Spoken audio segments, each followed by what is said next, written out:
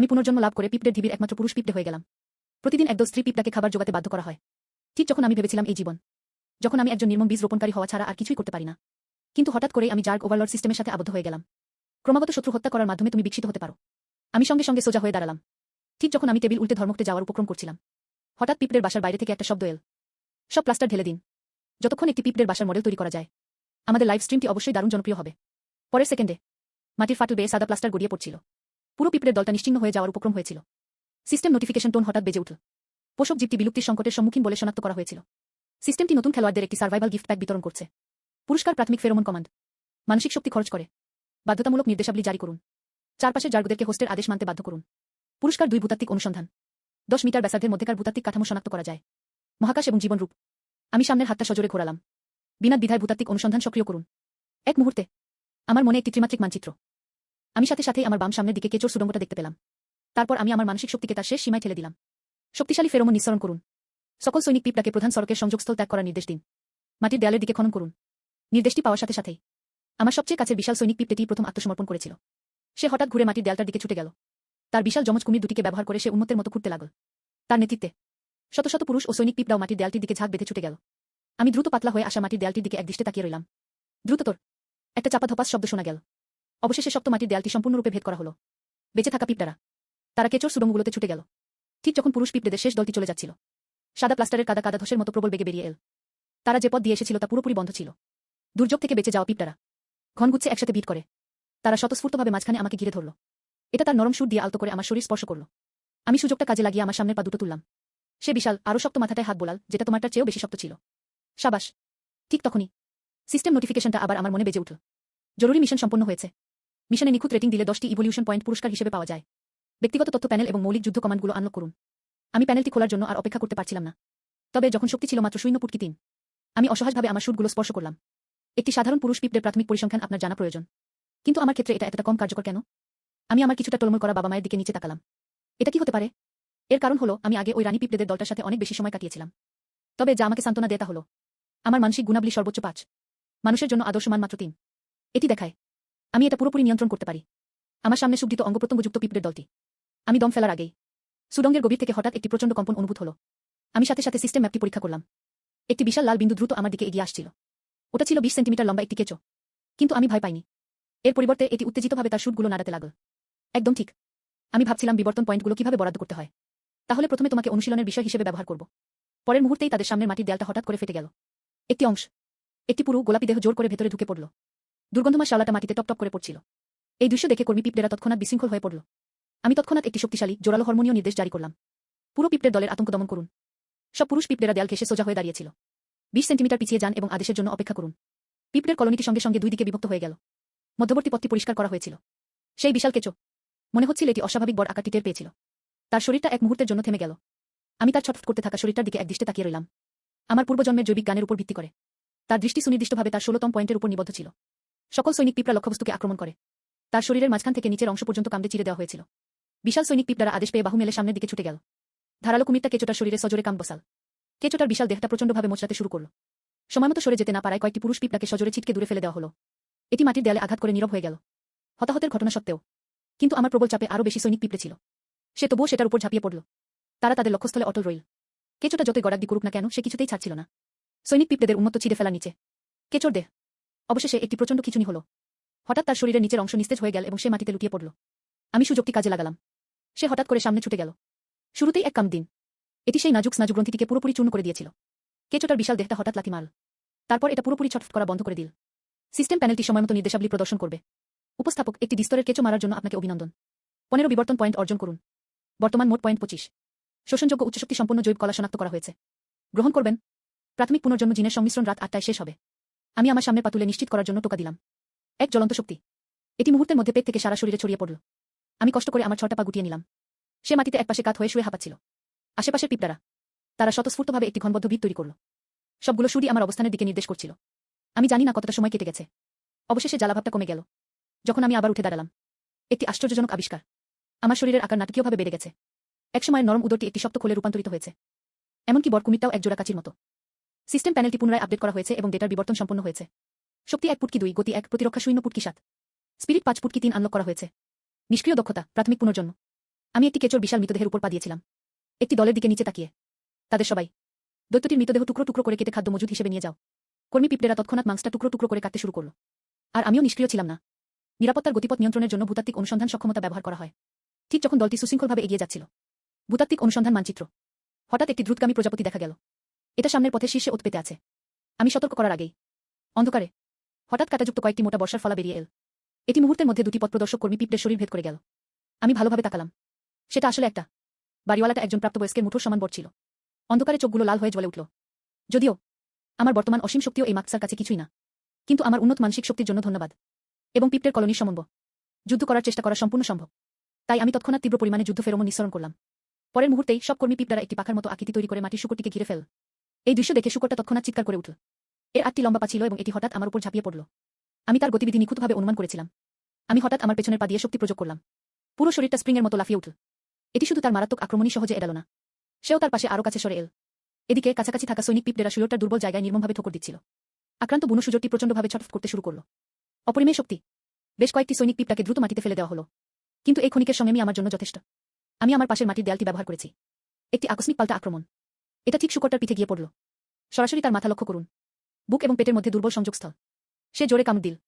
পরের মুহূর্ত সঙ্গে সঙ্গে বমি উদ্রেককারী এক তরল প্রবল বেগে বেরিয়ে এল। সুযোগটা তীক্ষ্ণ স্বরে চিৎকার করে উঠল। 8টি পা প্রচণ্ডভাবে কাঁপছে। আমাকে পেছনে ফেলে যেতে চায়, কিন্তু আমি শক্ত করে ধরে রইলাম এবং ছাড়তে রাজি ছিলাম না। তারা এমনকি সেটাকে উন্মত্তের মতো ভেতরের দিকে ছিঁড়ে ফেলার জন্য শক্তি প্রয়োগ করেছিল। সাথে একটি খসকসে মটমট শব্দ। আমি শূকরটির কেন্দ্রীয় স্নায়ুতন্ত্র সম্পূর্ণরূপে বিচ্ছিন্ন করে দিয়েছি। বিশাল কাঠামোটি সশব্দে ধসে পড়ল। এই মুহূর্তে সিস্টেমের কণ্ঠস্বরও শোনা গেল।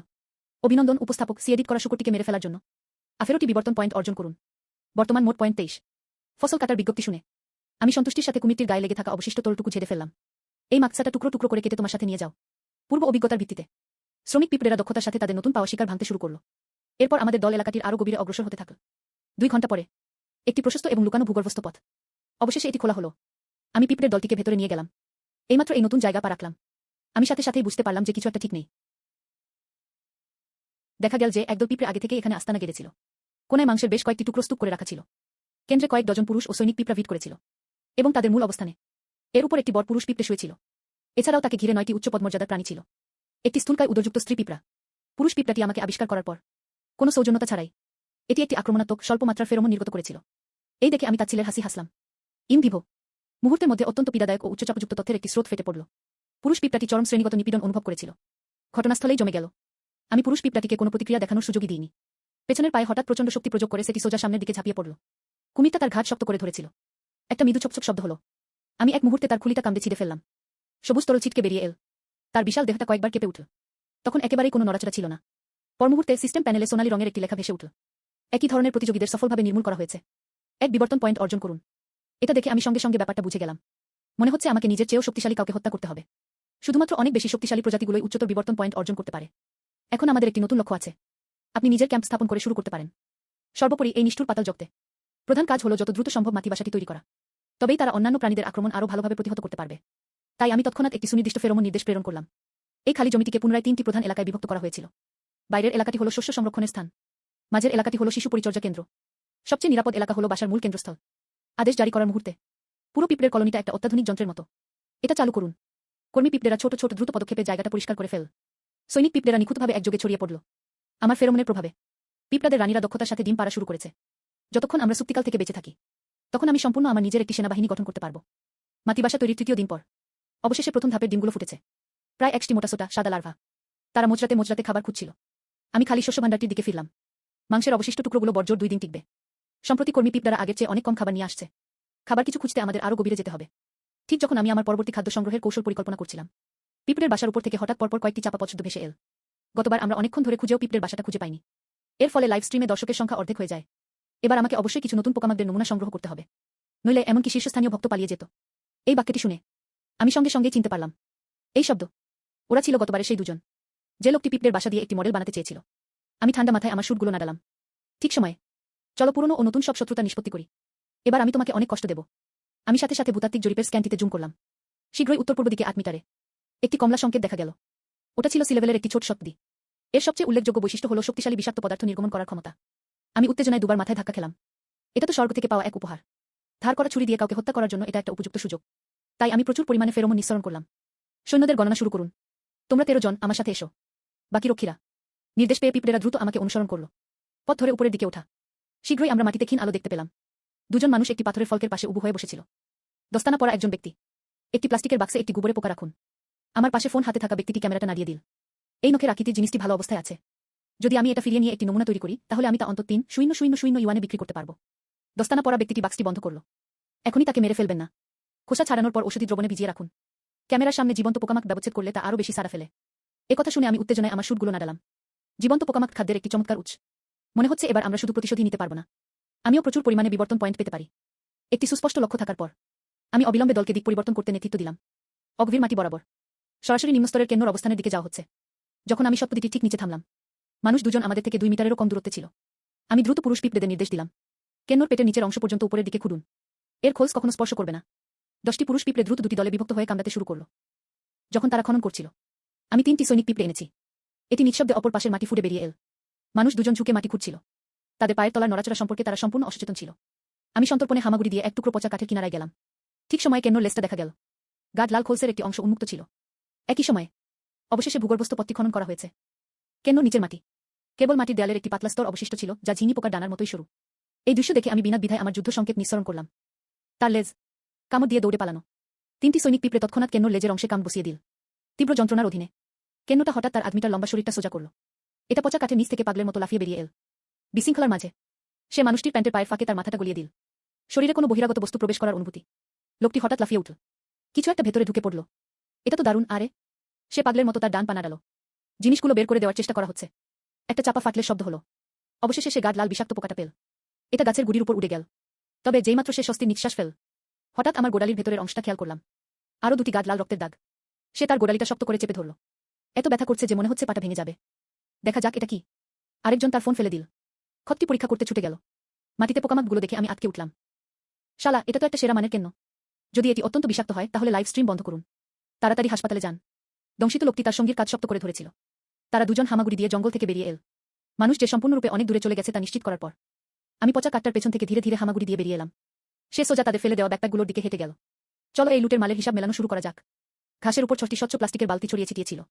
এটি জীবন্ত পোকামাকড়ে পরিপূর্ণ ছিল, যেগুলো উন্নতভাবে নদীর তীরে আছড়ে পড়ছিল। 2টি চকচকে উল্টানো নখ, একটি মোটা সোটা তৈলাক্ত গন্ডার পোকার বাচ্চা, 2টি লোমশ বিষাক্ত মাকসা, এছাড়াও একটি হিংস্র চেহারার বটকালো বর্ম পরা কুকুর ছিল। তারা সকলেই বিশুদ্ধ, প্রাকৃতিক ও উৎকৃষ্ট মানের মাংস ও রক্ত। তারপর আমি জিপার দিয়ে ব্যাকপ্যাকের ভেতরে ঢুকে পড়লাম।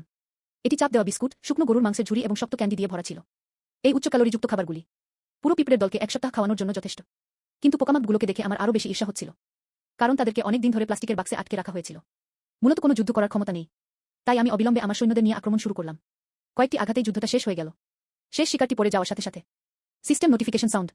উচ্চস্তরের পোকামাকড়গুলোকে পরাজিত করার জন্য উপস্থাপককে অভিনন্দন। বিপুল পরিমাণ জৈববস্তু সংগ্রহ করা। উচ্চ বিশুদ্ধ প্রোটিন শনাক্ত করা হয়েছে। মানুষের তৈরি উচ্চ ক্যালোরিযুক্ত খাবার। জিন ব্যাংক জোরপূর্বক পুনঃসংযোজন শুরু করে। শ্রেণীগত বাধা অতিক্রম করার জন্য উপস্থাপককে অভিনন্দন। হাড়ের দৃঢ়তা 500% বৃদ্ধি পেয়েছে। আমি সন্তুষ্টিতে মাথা নাড়লাম। এই শক্তি শোষণ করার পর আমার সামগ্রিক যুদ্ধশক্তি 10 গুণ বৃদ্ধি পেল।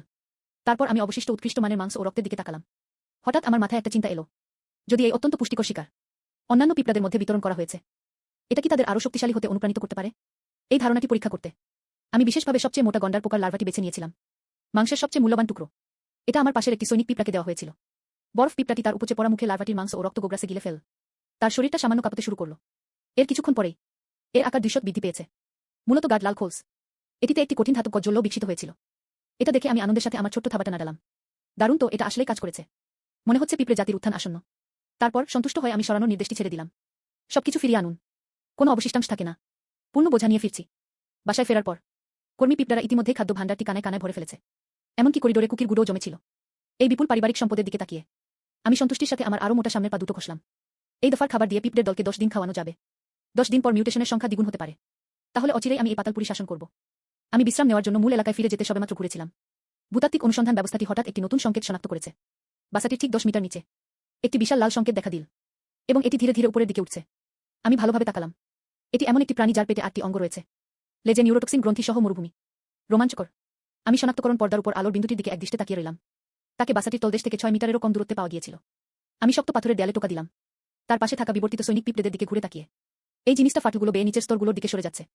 তারা 20 মিনিটেরও কম সময়ের মধ্যে আমাদের ইনকিউবেশন চেম্বার ভেদ করে বেরিয়ে আসবে। সেখানে সদ্য ফোটা লার্ভা ছিল। দৌড়ানো একেবারেই অসম্ভব। সর্বোপরি লার্ভাগুলোর পায়ে এখনো পুরোপুরি গজায়নি। কিন্তু এখন পুরো পিঁপড়ের কলোনি। একমাত্র আপনি বিবর্তনটি সম্পূর্ণ করেছেন। সুতরাং আমাদের অবশ্যই বুদ্ধিমত্তার সাথে তাদের ছাড়িয়ে যেতে হবে। ওতো পেতে আক্রমণের জন্য একটি উপযুক্ত স্থান খুঁজে বের করতে। আমি দ্রুত পাথুরে দেয়াল বেয়ে উপরে উঠে গেলাম। ফাটলের 4 মিটার উপরে একটি বড় কুমির ব্যবহার করুন। এটি একটি গভীর দাগ এঁকেছিল। ওত পেতে আক্রমণের স্থান হিসেবে এটি বেছে নিন। এখানকার ফাটলটা তার পার হয়ে যাওয়ার জন্য ঠিক যথেষ্ট চওড়া। সে কিছুতেই তার সেই মারাত্মক সামনের পা দুটো খুলতে পারছিল না। কৌশল নির্ধারণের পর আমি দ্রুত জরুরি ফেরোমন নিঃসরণ করলাম। বিবর্তিত সৈনিক পিঁপড়াদের নেতৃত্ব দিয়ে এবং 20টি পুরুষ পিঁপড়া নিয়ে তারা দ্রুত নিচে নেমে এল। নির্ধারিত স্থানে পৌঁছান। আমি আমার সামনের পা দুটো নাড়ালাম এবং পাথরের গায়ে সজোরে অঙ্গভঙ্গি করলাম। তোমরা অবিলম্বে এখানে 2 সেন্টিমিটার চওড়া একটি গর্ত খুঁড়ুন। 5 সেমি গভীর একটি প্রস্থচ্ছেদ। আদেশ পাওয়া মাত্রই কর্মী পিঁপড়ারা সঙ্গে সঙ্গে তাদের চোয়াল নাড়ল। খনন শুরু করুন। এরপর আমি নিজে এগিয়ে গিয়ে গর্তের দেয়ালগুলো মেরামত করি। যত্ন সহকারে এটিকে নিচের দিকে ঢালু একটি খাঁজফাদের আকার দিন। এর কিছুক্ষণ পরেই এরপর কাকদাটির সামনের পা দুটি ফাটল থেকে বেরিয়ে এল। এর পুরো বিশাল শরীরটা ধীরে ধীরে বেরিয়ে এল। আমি দম বন্ধ করে রাখলাম। এটা ফাঁদে আটকে যাওয়ার জন্য চুপচাপ অপেক্ষা করুন। সাথে ছিল পাথর ঘষাঘষির চাপা শব্দ। কাকদাটির সামনের অর্ধেক অংশ ফাটলটির সবচেয়ে সরু অংশে শক্তভাবে আটকে ছিল। দুই পাশের পাথরের দেয়ালগুলো সঙ্গে সঙ্গে এটিকে যথাস্থানে আটকে দিল। সবচেয়ে গর্বিত বড় চিন্তা এই দেখে আমি নিচে লাফিয়ে পড়লাম। Big crocodile direct. এটি নির্ভুলভাবে তার খোলসের তৃতীয় খণ্ডের আন্তিখণ্ডীয় ঝিল্লিটি কামড়ে ছিঁড়ে ফেল। আমি হঠাৎ আমার শুটগুলো নাড়ালাম। আক্রমণের সংকেত পাঠান। পদক্ষেপ নিন। বিবর্তিত সৈনিক পিঁপড়ারা তৎক্ষণাৎ তাদের উপর ঝাঁপিয়ে পড়ল। বিচ্ছুর লেজের গোড়ার গাঁটে সন্ধিতে শক্ত করে কাম বসানো। সোনালী বিচ্ছুটা পাগলের মতো তার শরীর মোচড়াতে শুরু করল। 20টি পুরুষ পিঁপড়া যারা ওতো পেতে বসেছিল সে বর্মের পাতগুলোর ফাঁক দিয়ে গলে যাওয়ার সুযোগটা নিল। তারা উন্মত্তের মতো এর দুর্বল ভেতরের অংশটি কুড়ে কুড়ে খাচ্ছিল। মাত্র 4 মিনিট পরে সোনালী বিচ্ছুটা দুবার কেঁপে উঠে পুরোপুরি স্থির হয়ে গেল। ঠিক তখনই সিস্টেমটি যথাসময়ে একটি প্রম্পট পপ আপ করবে। একটি সিগ্রেট নিউরোটক্সিন জিন খণ্ডের উপস্থিতি শনাক্ত করা হয়েছে। নিষ্কাশন সম্ভব। নিষ্কাশনের পর পিঁপড়ের কলোনি থেকে হুল ফোটানো সৈনিক পিঁপড়ের জন্ম হতে পারে। এতে সামান্য পরিমাণে নিউরোটক্সিনও রয়েছে। হোস্ট কি নিষ্কাশন করতে চায়? আমি অত্যন্ত আনন্দিত ছিলাম। এই পুরস্কারটি সত্যি ঈশ্বরের দান। লোন ড্যাগার ব্যাটালিয়ন প্রতিষ্ঠার পর স্বীকার করা হোক বা শত্রুর মুখোমুখি হওয়া, এখন আপনার হাতে একটি অতিরিক্ত ও মারাত্মক তুরুপের টাস রয়েছে।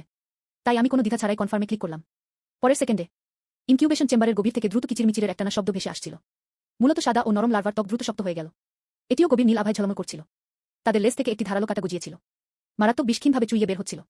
পুরো পিঁপড়ের কলোনির জিনগত ক্রম। এই মুহূর্তে পুনর্গঠনটি সম্পন্ন হলো। আমি আমার অ্যান্টেনা ব্যবহার করেছি। আমি কিছুক্ষণ আগে সেখানে থাকা হুল ফোটানো সৈনিক পিঁপড়ের খোলসটা স্পর্শ করলাম।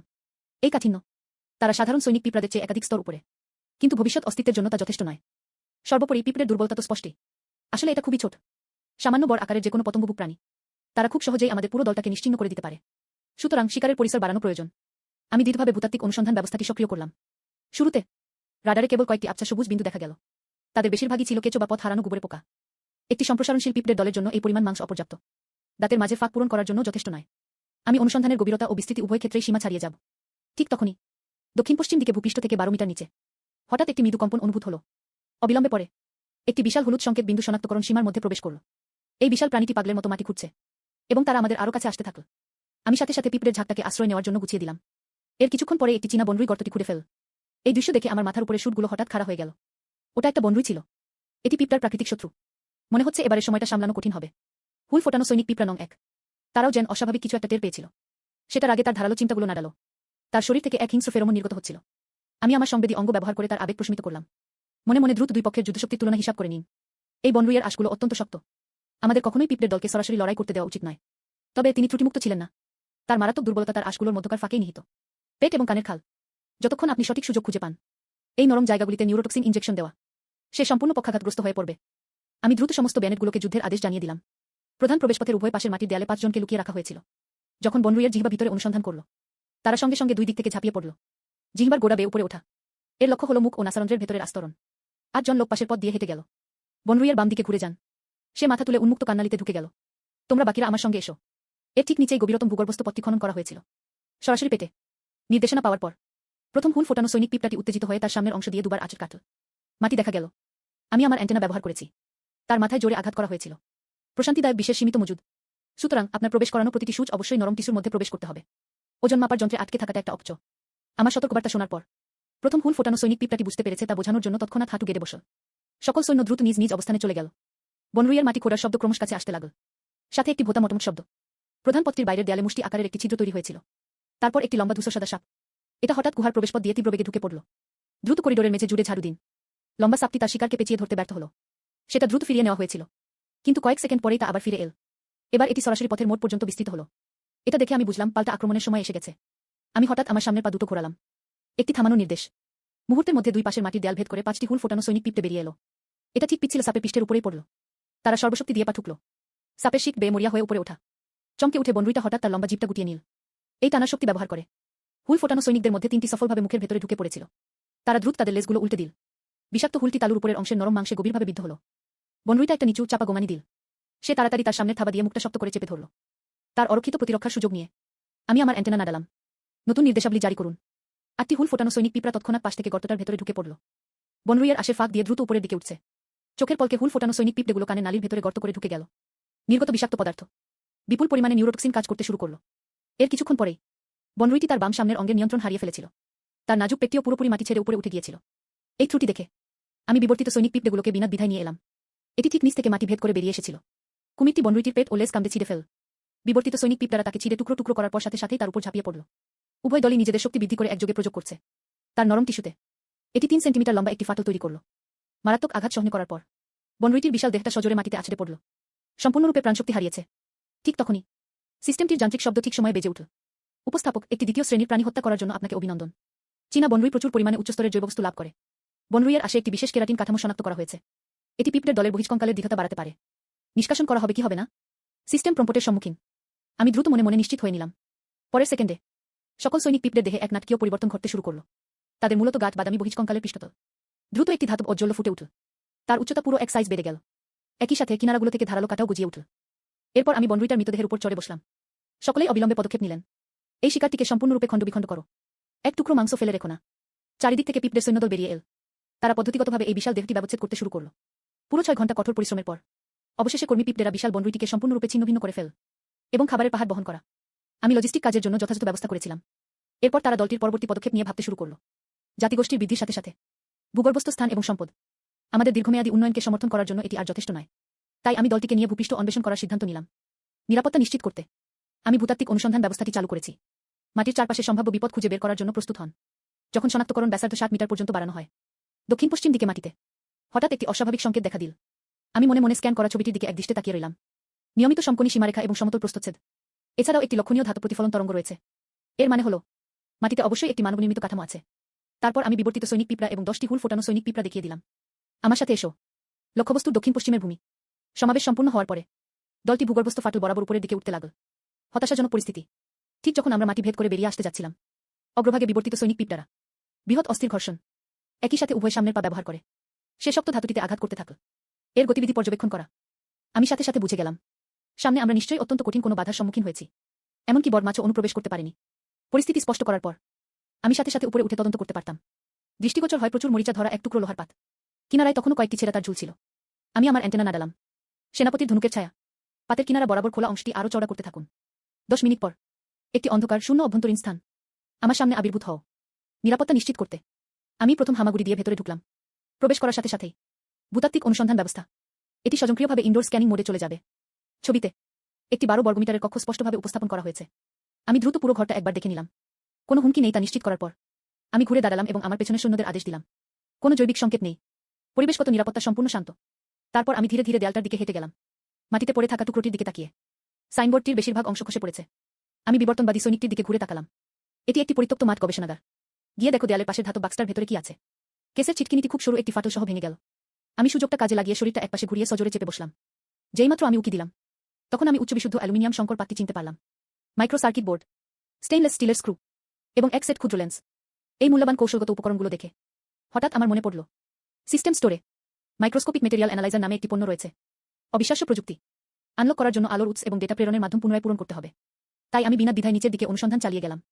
কিছু খোঁজাখুঁজির পর শীঘ্রই গভীরতম কোণে ছড়িয়ে ছিটিয়ে থাকা এলইডি পুতির একটি ছোট ব্যাগ পাওয়া গিয়েছিল এবং কয়েকটি পরিত্যক্ত আলো রশ্মি। আমার সংবেদী অঙ্গগুলো আবার এই জিনিসগুলোকে স্পর্শ করার সাথে সাথে সিস্টেমটির তীক্ষ্ণ ইলেকট্রনিক শব্দ বেজে উঠল। সংগৃহীত উপকরণ মাইক্রোস্কোপিক উপাদান বিশ্লেষক আনুষ্ঠানিকভাবে আনলক করা হয়েছে। কিনবেন কি কিনবেন না, আমি বিনা দ্বিধায় নিশ্চিত করার সিদ্ধান্ত নিলাম। এক মুহূর্তে তথ্যের এক বিশাল ও জটিল প্রবাহ। আমার কেন্দ্রীয় স্নায়ুতন্ত্রে প্রচণ্ড শক্তির বিস্ফোরণ ঘটল। আমার যৌগিক চোখের দৃষ্টিক্ষেত্রে লেন্সের বক্রপৃষ্ঠ এবং সার্কিট বোর্ডের আণবিক গঠন। তারা এমনকি হোলোগ্রাফিক ইমেজিং ব্যবহার করে এটিকে স্তর এক এক করে খুলে ফেলতে শুরু করেছিল। কিন্তু চমক এখানেই শেষ হয়নি। বিষয় বিশ্লেষণ সম্পন্ন হওয়ার সাথে সাথেই এরপর প্যানেলে আরেকটি রেখা দেখা গেল। একটি চোখ ধাঁধানো সিস্টেম সতর্কীকরণ শব্দ। তারপর এটা শুরু হলো। শনাক্ত করা হয়েছে পোষক পর্যাপ্ত পরিমাণে উচ্চ বিশুদ্ধ ধাতব পদার্থ গ্রহণ করেছে। নমুনাটি লুকানো প্রযুক্তি বৃক্ষের বর্তমান স্তরকে আলোকিত করে। এক্সোস্কেলেটনের উপর একটি ধাতব প্রলেপ সফলভাবে সক্রিয় করা হয়েছিল। প্রতিরক্ষা 800% বৃদ্ধি পেয়েছে। এটা দেখে আমি অত্যন্ত আনন্দিত হলাম। ভালো, এটা এক ঐশ্বরিক দক্ষতা যা জেন বিশেষভাবে আমার জন্য তৈরি। এই নিশ্চিদ্র প্রতিরক্ষার স্তর দিয়ে এই পাতালপুরিতে আমি কাকে ভয় পাই? অ্যাক্টিভেশন নিশ্চিত হওয়ার সাথে সাথেই তার পেটের মাঝখান থেকে হঠাৎ করে তীব্র গরমের একটা ঝলক বেরিয়ে এল। এটি স্নাযুপথ ধরে সারা শরীরে দ্রুত ছড়িয়ে পড়ল। আমি অবাক হয়ে আমার সামনের পা দুটোর দিকে তাকালাম। কেবলমাত্র শীতল তীক্ষ্ণ ধাতব ঔজ্জ্বল্যের একটি স্তর দৃশ্যমান ছিল। খালি চোখে দেখা যায় এমন গতিতে এটি দ্রুত মূল খোলসটি খেয়ে ফেল। এই বর্মস্তরের চূড়ান্ত শক্তি পরীক্ষা করার জন্য আমি হঠাৎ আমার সামনের পা দুটো তুললাম। পায়ের নিচে থাকা স্টেইনলেস স্টিলের স্ক্রুগুলোতে সজোরে আঘাত করা, ধাতুর সঙ্গে ধাতুর সংঘর্ষের তীক্ষ্ণ শব্দের সাথে। সেই শক্ত স্ক্রুটির পিছত এটা এত জোরে ভাঙা হয়েছিল যে একটা স্পষ্ট টোল পড়ে গিয়েছিল। এই বিস্ময়কর ধ্বংসাত্মক শক্তির দিকে তাকিয়ে আমি সন্তুষ্টিতে মাথা নাড়লাম। তারপর সে তার পাশে থাকা বিবর্তিত সৈনিক পিঁপড়েগুলোর দিকে তাকালো। ততক্ষণে তার কাজ শেষ হয়ে গিয়েছিল। একটি সম্পূর্ণ রূপান্তর। এটি এক হিমশীতল ধাতব আভায় ঝলমল করছিল। এই সম্পূর্ণ পুনরুজ্জীবিত ইস্পাত বাহিনীর মুখোমুখি আমি সন্তুষ্টির সাথে সৈনিক পিঁপড়েগুলোর চারপাশে ঘুরে বেড়ালাম। তারপর এটি দাপুটে ভঙ্গিতে তার সামনের পা দুটি তুলল। এই ল্যাবটি সম্পূর্ণরূপে খালি করুন। তবে এই আদেশটি জারি হওয়ার মুহূর্তেই আণুবীক্ষণিক উপাদান বিশ্লেষক ডিপ স্ক্যান মোডটি হঠাৎ স্বয়ংক্রিয়ভাবে সক্রিয় হয়ে গেল। এর পরপরই একটি তীক্ষ্ণ অ্যালার্মের শব্দ শোনা গেল। এটা আমার মনে প্রবলভাবে প্রতিধ্বনিত হচ্ছিল। পরীক্ষাগারের পশ্চিম দেয়ালের 3 মিটার বাইরে শনাক্ত করা হয়েছে। ভূগর্ভে একটি অতি বৃহৎ গহ্বর রয়েছে। গহ্বরের অভ্যন্তর এটি অত্যন্ত ঘন জৈবতাপীয় সংকেত নির্গত করছে। স্ক্যানের সংখ্যা এখন 10,000 ছাড়িয়ে গেছে। ডাটাবেস তুলনা সংকেতের বৈশিষ্ট্যগুলো উইপোকার বৈশিষ্ট্যের সাথে হুবহু মিলে যায়। শত্রু বাহিনীর আনুমানিক মোট সংখ্যা 50,000 থেকে 80,000 এর মধ্যে। সিস্টেমটি হুমকির মাত্রা সর্বোচ্চ লেভেল হিসেবে নির্ধারণ করেছে। এই আকস্মিক ও ভয়াবহ বিপর্যয়ের সম্মুখীন আমার মনটা ভেঙে গেল। ভূগর্ভস্থ উইপোকার সৈনিক পিঁপড়া মারাত্মক ও অত্যন্ত অম্লীয় তরল ছিটাতে সক্ষম। আমার পুরো গোষ্ঠীর সদস্য সংখ্যা 1,000 জনেরও কম। পরিমাণে শত শত গুণের পার্থক্য কার্যত এক অনতিক্রম্য ব্যবধান। এই কথা ভেবে আমি মাথা নিচু করলাম। সামনের পা থেকে সদ্য সংগৃহীত ধাতব অংশগুলো পরীক্ষা করা হচ্ছে। কিন্তু তাতে কি সবচেয়ে শক্তিশালী অ্যাসিডও কি আমার ধাতব বর্ম গলিয়ে দিতে পারে? সংখ্যাগুলো ব্যাপকভাবে ভিন্ন হলেও যতক্ষণ কৌশলগুলো যথাযথ, আমি এই উইপোকাদেরও জানাতে চাই এই পাতাল জগতের প্রকৃত অধিপতিকে। মনস্থির করার পর আমি তৎক্ষণাৎ অত্যন্ত শক্তিশালী একটি চাপ প্রয়োগ করলাম। নিম্নকম্পাঙ্কের ফেরোমন। সমগ্র সেনাবাহিনী প্রস্তুত রয়েছে। তোমার শ্বাস গোপন করো এবং লুকিয়ে থাকো। সৈন্যদের বিন্যস্ত করার পর আমি দেয়ালের গোড়া বরাবর সবচেয়ে দুর্বল জায়গা পর্যন্ত উঠলাম। পরীক্ষাটি করার জন্য আপনার পুরো শরীর দেয়ালের সাথে চেপে ধরুন। আমি দ্রুত শত্রুর শক্তি ও দুর্বলতাগুলো বুঝে ফেললাম। উইয়ের বাসাটি মাটির 7 মিটার নিচে অবস্থিত ছিল। শুধু যে এর চারপাশে একটি বাফার জোন হিসেবে কাজ করা ছত্রাকযুক্ত মাটির একটি বিশাল এলাকা রয়েছে তাই নয়, এর অন্যান্য অনুরূপ বৈশিষ্ট্য রয়েছে। সর্বহিস্ত পরিধিতে আরও 12টি নির্গমন পথ রয়েছে। বিপুল সংখ্যক উইপোকা সৈনিক পিঁপড়েরা স্তরের পর স্তর মোতায়েন ছিল। 3টি বায়ুরোধী প্রতিরক্ষামূলক বলয় নির্মাণ করা হয়েছিল। যখন আমার স্ক্যান ব্যান্ডটি একেবারে কেন্দ্রে প্রবেশ করে জীবনের সংকেতের এক অত্যন্ত বৃহৎ উৎস হঠাৎ দৃষ্টিগোচর হল। শুধুমাত্র সেই আতঙ্ক থেকে, শরীরের গঠন এবং ক্যালোরি থেকে বিচার করে এটা নিশ্চিতভাবেই এমন এক উইপোকা যা দিনে অন্তত 3,000 ডিম পারে। তারপর আমি দ্রুত আমার শুটগুলো নাড়ালাম। অনেক বেশি উইপোকা। সরাসরি আক্রমণ কোনোভাবেই সফল হবে না। কিন্তু আগে রাজাকে বন্দী করো নীতিটি প্রযোজ্য। এটি মানুষ এবং জার্গ উভয়ের যুদ্ধক্ষেত্রেই কাজ করে। তাই আমি তাদের বাড়িটা দখল করার সিদ্ধান্ত নিলাম। তাই আমি আমার সামনের মেঝের দিকে ইশারা করলাম। বিবর্তিত সৈনিক পিঁপড়া, তুমি পথ দেখাও। মূল আক্রমণে 5টি হুল ফোটানো সৈনিক পিঁপড়া আমাকে অনুসরণ করেছিল। বাকি লোকেরা প্রবেশপথ বন্ধ করার জন্য গবেষণাগারে থেকে গেল। যদি উইপোকা সাহায্য করতে ফিরে আসে, আপনার ধাতব আবরণগুলো ব্যবহার করে পথটি শক্তভাবে বন্ধ করে দিন। সৈনিক পিঁপড়েরা সবাই একযোগে তাদের চোয়াল উঁচু করল। পরবর্তীতে সঙ্গে সঙ্গে তার ধাতব চোয়াল ব্যবহার করে মেঝের নিচের মাটি কামড়ে ছিঁড়ে ফেল। পেছনের কর্মী পিঁপড়েরা দ্রুত এক টুকরো নিয়ে গেল। সম্পূর্ণ অনুচ্ছেদটি প্রতি মিনিটে আধা মিটার গতিতে নিচের দিকে প্রসারিত হচ্ছে। আমি অ্যানালাইজারের তাপীয় সংকেতগুলোর দিকে একদৃষ্টে তাকিয়ে রইলাম। উইপোকা দমনকারী দলটি তখন উপরে উদ্দেশ্যহীনভাবে ঘোরাঘুরি করছিল। ওরা আমাকে খেয়ালই করেনি। আমি তাচ্ছিলের হাসি হাসলাম। এই নির্বোধের দল যারা কেবল প্রবৃত্তির বসে কাজ করে, সে টেরই পায়নি যে তার পায়ের তলা খুঁড়ে ফেলা হয়েছে। শুধু তোমার মৃত্যুর জন্য অপেক্ষা করো। তারপর আমি বিবর্তিত সৈনিক পিঁপড়েগুলোর দিকে আক্রমণের ভঙ্গি করলাম। আদেশ পাওয়া মাত্রই বিবর্তিত সৈনিক পিঁপড়ারা তৎক্ষণাৎ তাদের শক্তি উন্মোচন করল। শেষে আসা 3টি উইপোকা প্রতিক্রিয়া দেখানোর সুযোগই পায়নি। এরপর একটি ধারালো কুমির সেটিকে দুভাগ করে ফেল। এই দৃশ্য দেখে বাকি উইপোকাগুলো আতঙ্কে ছত্রভঙ্গ হয়ে গেল। আমি আমার সমস্ত শক্তি দিয়ে কুমিরটাকে ঘোরালাম। পূর্ণ গতিতে এগিয়ে যান বিবর্তিত সৈনিক পিঁপড়াদের আড়ালে। আমি 5টি হুল ফোটানো সৈনিক পিঁপড়াকে সেনাবাহিনীর মধ্যে দিয়ে নিয়ে গেলাম। অ্যানালাইজার দ্বারা ক্রমাঙ্কিত অবস্থানের দিকে সরাসরি এগিয়ে যান। ঠিক যখন আমরা আমাদের লক্ষ্যের কাছাকাছি পৌঁছাতে যাচ্ছিলাম, পথের শেষ প্রান্ত থেকে হঠাৎ 300 উইপোকা ঝাঁক বেঁধে বেরিয়ে এলো। তাদের মাথাগুলো অস্বাভাবিকভাবে বড়। সামনের অংশে একটি অদ্ভুত শঙ্কুয়াকৃতির নজল রয়েছে। আমি জানি এটা অত্যন্ত ঘনীভূত অ্যাসিটিক অ্যাসিডে পূর্ণ। তবে আমি কোনো নতুন নির্দেশ জারি করার আগেই সামনের 20টি উইপোকা তাদের মুখগুলো একমনে আমার দিকে তাক করল। মুহূর্তের মধ্যে তীব্র গন্ধযুক্ত অম্লীয় এক তরল বেরিয়ে এল। বিকশিত সৈনিক পিঁপড়াকে নির্ভুলভাবে আঘাত করুন। শক্ত ধাতব বহিজ কঙ্কাল। এরপর তীব্র গন্ধযুক্ত সাদা ধোঁয়া উপরে উঠে এল। প্রভাবিত বিবর্তিত সৈনিক পিঁপড়ারা তাদের চলার পথে সামান্য থাম। আমি তৎক্ষণাৎ সেটির দিকে তাকালাম। বিশ্লেষণে দেখা গেছে যে এক্সোস্কেলেটনের পৃষ্ঠতলে ক্ষয়ের গভীরতা ছিল মাত্র 0.02 মিমি এবং আমাদের ধাতব আবরণ মোট পুরুত্ব হল পুরো 1.8 মিলিমিটার। এই সুস্পষ্টভাবে ভিন্ন তথ্যগুলো দেখলে আমার সুর দুটো ঠান্ডায় কেঁপে উঠল। এই দক্ষতায় তারা একটানা 90 রাউন্ড গুলি চালাল। তবেই আমার বরফের চেয়ারটির ভেতর দিয়ে স্প্রে করা যাবে। তুমি ভাবো তোমার এই সামান্য দক্ষতা দিয়ে আমাকে থামাতে পারবে? তখন আমি ইভলিউশন আইস চেয়ারটা পুরোপুরি উল্টে দিলাম। ধারালো কাটাগুলো উইপোকাগুলোর শরীরে গভীরভাবে গেঁথে দেওয়া হয়েছিল। তারপর আমার মহা অসুখ শক্তিটা বেরিয়ে এলো। সঙ্গে সঙ্গে নিকটতম উইপোকা সৈনিক পিঁপড়াদের মেরে ফেল। অর্ধেক করে ভাগ করুন। ছিটকে পড়া অম্লীয় সবুজ তরলটি আমার সামনের পা দুটোতে এসে পড়ল। কিন্তু একটি সাদা বিন্দু অবশিষ্ট ছিল না। একই সময়ে বিবর্তিত সৈনিক পিঁপড়ারা ঘনিষ্ঠভাবে অনুসরণ করে শত্রুসারি ভেদ করে ঝাঁপিয়ে পড়ল। দৈত্যাকার কুমিরটা তার হাত দুটো দুপাশ থেকে নাড়ালো। প্রতিটি আঘাতে বিপুল সংখ্যক উইপোকার মৃত্যু হতে পারে। নিরঙ্কুশ ক্ষমতার দমনের অধীনে শত্রু উইপোকাগুলোকে দ্রুত নিশ্চিহ্ন করে দেওয়া হলো। আমাদের ক্ষতি ছিল শূন্য। বাধাগুলো অতিক্রম করার পর পিঁপড়ে রানী অবশেষে আমাদের কাছে নিজেকে প্রকাশ করেছে। এর পেটে অনবরত নতুন ডিম পাড়া হচ্ছে। কাছাকাছি থাকা কর্মী পিঁপড়ারা তাজা পিঁপড়ের ডিম বয়ে নিয়ে যাচ্ছে।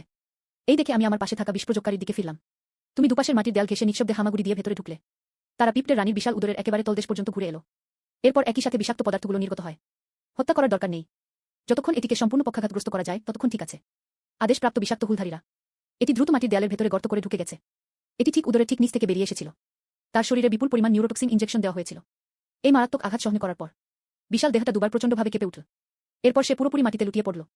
তার ক্রমাগত নড়তে থাকা ডিম্বপ্রসব অঙ্গটি তখন থেমে গেল। এই দেখে মূলত উগ্রপ্রহরীরা পিঁপড়েরা সঙ্গে সঙ্গে আতঙ্কিত হয়ে পড়ল। সামগ্রিক পরিস্থিতি নিষ্পত্তি হয়েছে দেখে আমি বিবর্তিত সৈনিক পিঁপড়েদের পিঠে চড়ে রাজপ্রাসাদে প্রবেশ করলাম। এটি ধসে পড়া রানী পিঁপড়াটিকে ঘিরে ঘুরছিল। এরপর অ্যানালাইজারটি দ্রুত স্ক্যান ডেটা সরবরাহ করল। তারপর আমার দৃষ্টিসীমার মধ্যে পরিচিত সিস্টেম প্যানেলটি ভেসে উঠল। উচ্চমূল্যের জৈবিক জিন পুল শনাক্ত করা হয়েছে। পিঁপড়ে রানীকে কি কলোনি সিস্টেমে অন্তর্ভুক্ত করা উচিত? বিশেষ টিকা একবার অন্তর্ভুক্ত করা হয়েছিল। এটি অ্যাসিড সৈনিক পিঁপড়া উৎপাদন লাইনটি চালু করবে। আমার হৃদয় আনন্দে ভরে গেল। দারুণ, আমাদের এখানে অম্লীয় সৈনিক পিঁপড়ে আছে। বাসাটির প্রতিরক্ষামূলক দুর্বলতাগুলো সম্পূর্ণরূপে পূরণ করা হয়েছিল। ওইসব ঝামেলাপূর্ণ গোলাবর্ষণকারী শত্রুদের আর ভয় নেই। তাই আমি কোনো দ্বিধা ছাড়াই কনফার্ম বাটনটিতে ক্লিক করলাম। পরের সেকেন্ডে রানী পিঁপড়ের শরীরটা অনিয়ন্ত্রিতভাবে কাঁপছিল। এর পেটের লেজের দিকে একটি উজ্জ্বল চিহ্ন দেখা গেল। এর মানে হলো এর ডিম পাড়ার সমস্ত নির্দেশ দেওয়ার পূর্ণ কর্তৃত্ব আমার থাকবে। আমি আমার অ্যান্টেনা প্রসারিত করলাম। আমি আলতো করে ওটা নিস্তেজ মাথায় টোকা দিলাম। আজ থেকে শুরু। তুমি নিজেকে স্যালি বলে ডাকতে পারো। আমাকে ঘনিষ্ঠভাবে অনুসরণ করুন। আমি তোমাকে কষ্ট পেতে দেব না। স্যালির আগে ঝুলে থাকা শুটগুলো সামান্য কেঁপে উঠল। এটা তো সামুদে ভঙ্গিতে আমার সামনের ক্যামেরাটায় গুঁতো দিল। 5 দিন পর অম্লীয় বরফ পিঁপড়ের প্রথম দলটি ডিম ফুটে বাচ্চা বের হলো। এই নতুন শক্তিগুলোর দিকে তাকিয়ে আমি তৃপ্তির সাথে আমার সামনের পা দুটো ঘষলাম। সিস্টেম প্যানেলটি চালু করার প্রস্তুতি চলছে। তাদের নির্দিষ্ট তথ্য পরীক্ষা করার সময় ইনকিউবেশন চেম্বারের গভীর থেকে হঠাৎ একটি অস্বাভাবিক নড়াচড়া শোনা গেল। আমি দ্রুত ঘটনাস্থলে ছুটে গেলাম। প্রথম প্রজন্মের বিবর্তিত বেশ কয়েকটি বরফ পিঁপড়া দেখা যাচ্ছিল। সে ডিম ফোটানোর পুকুরটির কিনারায় শুয়েছিল। সদ্য ফোটা ডিমের বাসা দেখা। উইপোকার সাথে তাদের মিলনের ফলে এটি ঘটে। এই কয়েক ডজন ছোট ছোট জিনিস। এটা তো স্রষ্টার সৃষ্ট এক বিপর্যয়। তাদের বাম দিকে বিবর্তিত সৈনিক পিঁপড়াদের পুরো ধাতব বর্ম উত্তরাধিকার সূত্রে পেয়েছে। তবে ডান অর্ধেকটা দেখতে একটা নরম সবুজ জলের বেলুনের মতো। 6টি পা যা নিজের ইচ্ছামতো বাড়ানো যায়। কোনোটির সামনের অংশ লম্বা এবং পেছনের অংশ খাটো হয়। কিছু কিছু তো পিঠেও জন্মায়। উঠে দাঁড়াও। যেন একদল মাতাল মাকসা ঘুরে বেড়াচ্ছে। পাগলের মতো গোল হয়ে ঘুরছি। মিশ্র প্রজাতিগুলোর মধ্যে একটি তার শক্তি প্রদর্শনে উদ্গ্রীব বলে মনে হচ্ছিল। সে তার সমস্ত শক্তি একত্রিত করে অ্যাসিড ছিটানোর চেষ্টা করল। এর ফলে তার বাঁকা অগ্রভাগটি 180 ডিগ্রি বেঁকে গেল। এটা ঠিক তার মাথায় ছিটিয়ে পড়ল। এরপর সে যন্ত্রণায় মাটিতে গড়াগড়ি করতে লাগল। যাই হোক, এবার আমার পাশে সেই লোকগুলোর কথা বলা যাক যারা এখনো গোল গোল দাগ আঁকছে। তারা সবাই ভূপতিত হয়েছিল। আমি রাক্ষসদের এই বিশৃঙ্খল নাচ দেখলাম। মাথা ব্যথা শুরু হচ্ছে অনুভব করে ওটা তার সামনে পা দিয়ে কপাল ঘষল। যদিও এখন সবাই রূপান্তরিত পিঁপড়া, কিন্তু এই নিরক্ষর সৈনিক পিঁপড়েরা যারা তাদের নিম্নাঙ্গ নিয়ন্ত্রণ করতে পারে না, তারা প্রজননগত বিচ্ছিন্নতাকে একেবারেই গুরুত্ব দেয় না। তারা যেকোনো ধরনের জাতের সংমিশ্রণ ঘটাতে সাহস করে। এই যে জন্ম নেয়, এগুলো কি ধরনের জিনিস? তাই আমি সাথে সাথে সিস্টেম স্টোর ইন্টারফেসটি খুললাম। জিন স্থিতিশীলতা ও অ্যাঙ্করিং পোষণের বিনিময়ের জন্য 500 ইভলিউশন পয়েন্ট ব্যয় করুন। পরের সেকেন্ডে আমার সামনের পা দুটোর মাঝখান থেকে শূন্য থেকে ওষুধের একটি শিশি আবির্ভূত হলো। আমি সালির কাছে হেঁটে গেলাম। তার পেটের স্নায়ুগ্রন্থিতে ওষুধটির অগ্রভাগ প্রবেশ করান। সালির বিশাল দেহটা কেঁপে উঠল। সে তার বড় গোল পেটের উপর যন্ত্রণা ছটফট করছিল। আমি আলতো করে তার প্রচণ্ডভাবে নড়তে থাকা শুটগুলো সরিয়ে দিলাম। ধৈর্য ধরুন, এটা আমাদের পিঁপড়ের দলের ভবিষ্যতের জন্য। ইনজেকশন শেষ করার পর অবশিষ্ট ওষুধটুকু অন্য স্ত্রী পিঁপড়েদের মধ্যে সমানভাবে ভাগ করে দেওয়া হয়েছিল। ভবিষ্যৎ প্রসবের সমস্যা এড়াতে। ওরা সবাই নির্বোধ, যারা নিজেদের মুখে স্প্রে করে। সালি আমার কথা বুঝতে পেরেছিল বলে মনে হলো। সংগ্রামগুলো ধীরে ধীরে কমে এল। সে ক্ষুব্ধ ভঙ্গিতে তার বিশাল মাথাটা তুলল। এটা আমার সামনের পা দুটোতে হেলান দিয়েছিল। মনে হচ্ছে সে ঘ্যান করছে আর প্রতিবাদ করছে। পরবর্তীতে আমি একই জায়গায় ঘুরতে থাকা কয়েক ডজন ত্রুটিপূর্ণ পণ্যের দিকে তাকালাম। কিয়ান ঝিমেংয়ের অধীনস্থরা। এই শঙ্কর বংশধরদের পরিষ্কার করুন। 2 সপ্তাহ পরে সালির ডিম উৎপাদন সর্বোচ্চ পর্যায়ে পৌঁছেছিল। তার দেহের উপরিভাগে প্রচুর পরিমাণে অম্লীয় রস জমা হয়েছিল এবং খোলস বদলানোর অবশিষ্টাংশ। এটা দেখে আমি আর সত্যিই সহ্য করতে পারছিলাম না। সালির সামনে 50 মিটার দূরে একটি নদী আছে। যাও, গোসল করে এসো। এটা শুনে সালি যেন আমার বিরক্তিটা টের পেয়েছিল। অসুখী, মাটিতে ঝুলছে, কিন্তু তারা তবুও বাধ্য হয়ে কয়েকজনকে রেখে গেল। সে চলে যাওয়ার পর আমি সাদা কাপড়ের স্তূপটি মনোযোগ দিয়ে পরীক্ষা করতে শুরু করলাম। নতুন জনগোষ্ঠীর ডিম ফোটানোর অগ্রগতি মূল্যায়ন করা। এর কিছুক্ষণ পরেই হঠাৎ ভূগর্ভস্থ নদীর দিক থেকে সালির আতঙ্কভরা চিৎকার ভেসে এল। আমি হঠাৎ উঠে দাঁড়ালাম। কিছু একটা ঘটেছে। আমি সঙ্গে সঙ্গে সেটা জ্বালালাম। 50টি বিবর্তিত সৈনিক পিঁপড়া এবং 30টি অম্লীয় সৈনিক পিঁপড়া পূর্ণ গতিতে ভূগর্ভস্থ নদীর দিকে ছুটে চলা। এইমাত্র তীরে পৌঁছালাম। সালিকে আগে চিমটা নাড়তে দেখা গেল। রূপান্তরিত 6টি জল সংবেদনশীল প্রাণী জলের উপরিভাগ দিয়ে দ্রুত ভেসে বেড়াচ্ছিল। চোখের পলকে তারা ডুব দেওয়ার জায়গায় পৌঁছে গেল। একই সময়ে আমার সামনে থাকা বিশ্লেষণটি দ্রুত তথ্যগুলো সরবরাহ করল। বালুকণাগুলোর বড় আকারের কারণে জলে এটাকে বেশ আনাড়ি মনে হয়। এই ক্ষিপ্র শত্রুদের এড়ানোর কোনো উপায় নেই। এটি কেবল বিপদ সংকেত ফেরোমন নির্গত করতে পারে। সংকেত পাওয়ার পর আমি তৎক্ষণাৎ আমার সামনের পা দুটো উঁচুতে ঘোরালাম। অ্যাসিড পিঁপড়ের আক্রমণ। লক্ষ্যবস্তু জলপৃষ্ঠে পাখার মতো করে স্প্রে করা হয়। যেহেতু নির্দেশাবলী জারি করা হয়েছিল, 30টি অম্লীয় সৈনিক পিঁপড়া তৎক্ষণাৎ এগিয়ে এসে একটি যুদ্ধরেখা গঠন করল। তারা সবাই জলবিভাজিকার সামনের জলাশয়টিকে লক্ষ্য করেছিল। উচ্চচাপের অ্যাসিড প্রচণ্ড বেগে ছিটকে বের হলো। আকস্মিক আক্রমণের সম্মুখীন ওয়াটার স্লাইডটি চট্টভাবে তার শরীর মোচড় দিল। সরাসরি আক্রমণ এড়িয়ে গেল এবং অবিরামভাবে সামনের দিকে এগিয়ে যেতে থাকুন। তবে তারা তা বুঝতে পারেনি। জলে অ্যাসিড দ্রবীভূত হওয়ার পরে এটি জলপৃষ্ঠের ভারসাম্য সম্পূর্ণরূপে বিঘ্নিত করেছে। ঠিক পরেই একেবারে সামনে ছিল জল সংবেদনশীল দুটি অ্যাসিডে ঢাকা এলাকাটিতে পা রাখার সাথে সাথেই পা দুটো তৎক্ষণাৎ অকার্যকর হয়ে গেল। এরপর তার পুরো শরীর সজোরে পানিতে আছড়ে পড়ল। এই পরিস্থিতি দেখে আমি আবার সজোরে আমার সামনের পা দুটো ঘোরালাম। সৈনিকটি হত্যা করার জন্য পানিতে নামল। 10টি বিবর্তিত সৈনিক পিঁপড়া আদেশটি পেয়েছিল। বিনা দ্বিধায় সে অগভীর জলে ঝাঁপ দিল। তারা ধাত ম্যান্টিস প্রদর্শন করছিল। জলাশয়ে থাকা ধানকে নির্মমভাবে কোমর বরাবর দুভাগ করে ফেলা হলো। বাকি 4টি জলপরি তৎক্ষণাৎ ভেসে চলা বন্ধ করে দিল। ঘুরে গভীর জলে পালানোর চেষ্টা, কিন্তু অ্যাসিড সৈনিক পিঁপড়েরা তাদের পালানোর কোনো সুযোগই দেয়নি। অ্যাসিডের আরও একটি প্রবল ধারা ছিটকে বেরিয়ে এল। তারা তাদের পালানোর পথ পুরোপুরি বন্ধ করে দিয়েছিল। ছিটকে পড়া অ্যাসিডটা ভাতের ঠিক পেছনের দিকে গিয়ে লাগলো। এর ফলে তারা ভারসাম্য হারিয়ে পানিতে পড়ে গেল। এরপর বিবর্তিত সৈনিক পিঁপড়ের ঝাঁকের হাতে তারা সবাই নিশ্চিহ্ন হয়ে গেল। সংকট নিরসনের পর ডুবুরি এলাকা থেকে অনেক কষ্টে তীরে উঠে এল সালি। সে তার সুরগুলো নামিয়ে নিল। এটি আমার কাছে কৃতজ্ঞতা ও আত্মসমর্পণের অনুভূতি সঞ্চারিত করেছিল। কিন্তু আমি তার শখটাকে পুরোপুরি উপেক্ষা করেছিলাম। এর পরিবর্তে এটি তার যৌগিক চোখ দিয়ে ভূগর্ভস্থ নদীর উপরের এলাকার দিকে একদৃষ্টে তাকিয়ে রইল। একটি তীক্ষ্ণ কম্পনের সাথে শত শত উড়ন্ত পিঁপড়া, যাদের প্রত্যেকটি 30 সেন্টিমিটারের বেশি লম্বা, হঠাৎ চোখ দিয়ে ফেটে বেরোল। তারা তৎক্ষণাৎ ভূগর্ভস্থ নদীতে প্রবেশ করল। স্পেস অ্যানালাইজারটি সঙ্গে সঙ্গে একটি লাল সতর্কবার্তা প্রদর্শন করল। আগন্তুকরা ছিল রূপান্তরিত অগ্নিবিষাক্ত উড়ন্ত পিঁপড়া। এর বৈশিষ্ট্য হল উচ্চ তাপমাত্রা প্রতিরোধ ক্ষমতা, অগ্নি উদ্গীরণ এবং উচ্চ উচ্চতায় দমন। যেইমাত্র তারা আবির্ভূত হল, উড়ন্ত পিঁপড়ের ঝাঁকটি তৎক্ষণাৎ ডুব দেওয়ার ভঙ্গিতে প্রবেশ করল। এর পরপরই আকাশ থেকে কয়েক ডজন জ্বলন্ত অগ্নিশিখা নেমে এল। এটা সোজা সেই তীরের দিকেই আসছিল যেখানে আমরা ছিলাম। প্রচণ্ড অগ্নিবৃষ্টির মুখোমুখি আমি আমার সামনের পা দুটো সজোরে মাটিতে আছড়ে ফেললাম। সবাই ছত্রভঙ্গ হয়ে যান। সুতরাং দিক ঠিক করে উপরের দিকে গুলি চালান। শব্দটা শুনে সৈনিক পিঁপড়েরা আশ্রয় খুঁজতে দ্রুত চারদিকে ছড়িয়ে পড়ল। অম্লীয় সৈনিক পিঁপড়েগুলো সবাই তাদের মাথা তুল। বাতাসে ঘন সবুজ অ্যাসিড ছিটিয়ে দেওয়া হয়েছিল। তীব্র অ্যাসিড আর আগুন মাঝ আকাশে প্রচণ্ডভাবে সংঘর্ষে লিপ্ত হল। তীব্র গন্ধযুক্ত সাদা কুয়াশার একটি বিশাল মেঘ মুহূর্তেই উবে গেল। যদিও গঠনটি দ্রুত ছড়িয়ে পড়েছিল, তবে বেশ কিছু বিবর্তিত সৈনিক পিঁপড়া তখনও এড়াতে পারেনি। আগুনে ঝলসে গেছে। সে যন্ত্রণায় মাটিতে এপাশ ওপাশ গড়াক দেখাচ্ছিল। বিশৃঙ্খলার সুযোগ নেওয়া। আমি দ্রুত উড়ন্ত পিঁপড়ের ঝাঁকটির নেতাকে খুঁজে বের করলাম। সে বর্তমানে বাতাসে 10 মিটার উঁচুতে ভাসছিল। কমান্ড পিঁপড়ের কলোনি। চোরকে ধরতে হলে আগে রাজাকে ধরতে হবে। আমি দৃঢ়ভাবে 2 পা পিছিয়ে গেলাম। তারপর 6 জনই একযোগে তাদের প্রবল শক্তি উন্মোচন করল। তার পুরো শরীর কামানের গোলার মতো পাথরের দেয়ালের দিকে ছুটে গেল। পাথরের গায়ে থাকা উঁচু অংশগুলো ব্যবহার করে আমি একটানা উপরের দিকে লাফাতে থাকলাম। তারা দ্রুত উড়ন্ত পিঁপড়ে নেতার সমান উচ্চতায় উঠে গেল।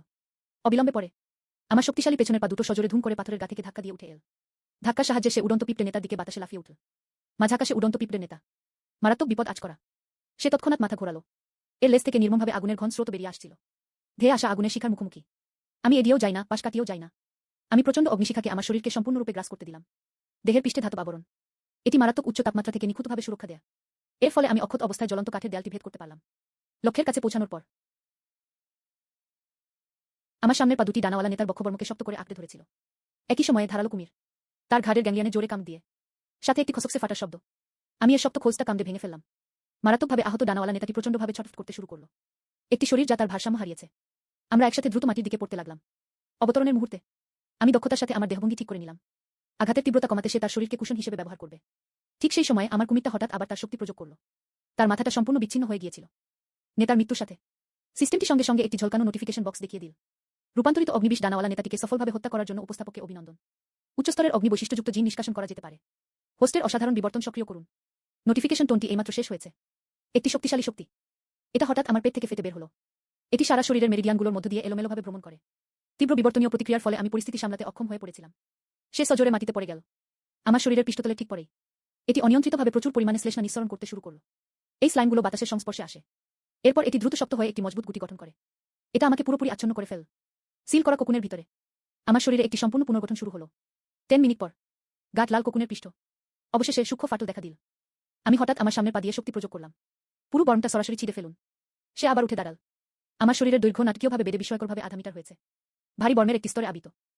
কুমিরের মতো পুরো প্রান্তগুলো ভীতিপ্রদ চিহ্ন দিয়ে ঢাকা ছিল। এখন আমি শুধু প্রচলিত উচ্চ তাপমাত্রা এবং শক্তিশালী অ্যাসিডের ক্ষয় থেকে সুরক্ষিত নয়, তারা তাদের প্রতিভা ও দক্ষতাও সফলভাবে উন্মোচন করেছে।